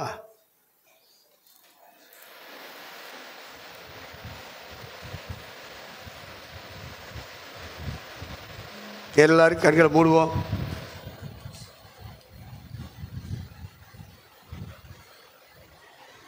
உலகத்தை ஜெயிக்க, மாம்சத்தை ஜெயிக்க, பிசாசை ஜெயிக்க, சுயத்தை ஜெயிக்க கர்த்தர் உங்களை என்னை ராஜாவாக்கி இருக்கிறார். நீதியை நிலைநாட்ட, ரட்சிப்புக்குள்ளே நடத்த, தாழ்மையாக இருக்க, மற்றவர்களை தாழ்மைக்குள்ளே நடத்த உங்களை என்னையும் கர்த்தர் ராஜாவாக்கி இருக்கிறார். இந்த உலகத்தின் வாழ்க்கையில் மட்டுமல்ல, சபைக்குள்ளேயும் நம்மை ராஜாவாக்கி வைத்திருக்கிறார். உலகத்தை ஜெயிக்கிற ராஜாக்கள் நீங்கள் நானும், மாம்சத்தை ஜெயிக்கிற ராஜாக்கள் நீங்கள் நானும், பிசாசை ஜெயிக்கிற ராஜாக்கள் நீங்கள் நானும், சுயத்தை ஜெயிக்கிற ராஜாக்கள். இப்படி கர்த்தர் நம்மை ராஜாவாக்கி இருக்கிறார். இதை விளங்கி கொண்டு நம்ம ராஜ நடக்கணும். பிச்சைக்கார பையன் நடக்கக்கூடாது. சிலர் குருட்டு பையன் அப்படியே தடவிக்கிட்டே தெரியுமா தெரியுமா? குருட்டு பையன் அவன் சிலர் நடக்கிறாங்க, அப்படியே தடவிக்கிட்டே இருக்காங்க. ஏதாவது சிக்காதா? யாராவது தரமாட்டாங்க. குருட்டு நடக்கக்கூடாது. ராஜ பார்வை பார்க்கிற ராஜ நடக்கும்படி அழைக்கப்பட்டவர்கள். ஆகவே நம்முடைய வறுமை மாற, சிறுமை மாற, வியாதிகள் நோய்கள் மாற, கடன் பிரச்சனைகள், வட்டி பிரச்சனைகள் மாற, நாம் கர்த்தருடைய சமூகத்தில் அதிகாலையில் எழும்பி தேடுகிற பழக்கத்துக்குள்ளே வந்துடுவோம். மினுக்கிறதெல்லாம் நிறுத்திடுவோம். வருமானத்துக்கு மேலே செலவு செய்கிறத காரியத்தை நிறுத்திடுவோம். கர்த்தருக்குள்ளே வாழுகிறவர்களாக பவுல் சொல்லுகிறான், போதும் என்கிற மனதுடனே கூடிய தேவ பக்தியே அந்த இடத்துக்கு வருவோம். நம்மளை ஒப்பு கொடுப்போம். வருமானத்துக்குள்ளேயே செலவு செஞ்சு பழகுவோம். மற்றவங்க எப்படி வேணாலும் வாழ்ந்துட்டு போட்டோம். நாம் அவர்களைப் போல வாழும்படி அழைக்கப்பட்டவர்கள் அல்ல. நாம் வித்தியாசமான கூட்டம். இந்த உலகத்தார் மத்தியிலே நீ நானும் வித்தியாசமான கூட்டம். ஆனால் ராஜரீகமான ஆசாரிய கூட்டம். அதுக்கு கர்த்தர் உன் மேல என் மேல அபிஷேகத்தை ஊத்தி இருக்கிறார். உன் மேல அபிஷேகம் இறங்குது. நீ ஆவியிலே நிரப்பப்பட்ட பாத்திரம். ஹல்லேலூயா, ஹல்லேலூயா, ஹல்லேலூயா. மைமேன் தேவன் யார்? அந்த மைமேன் ராஜா.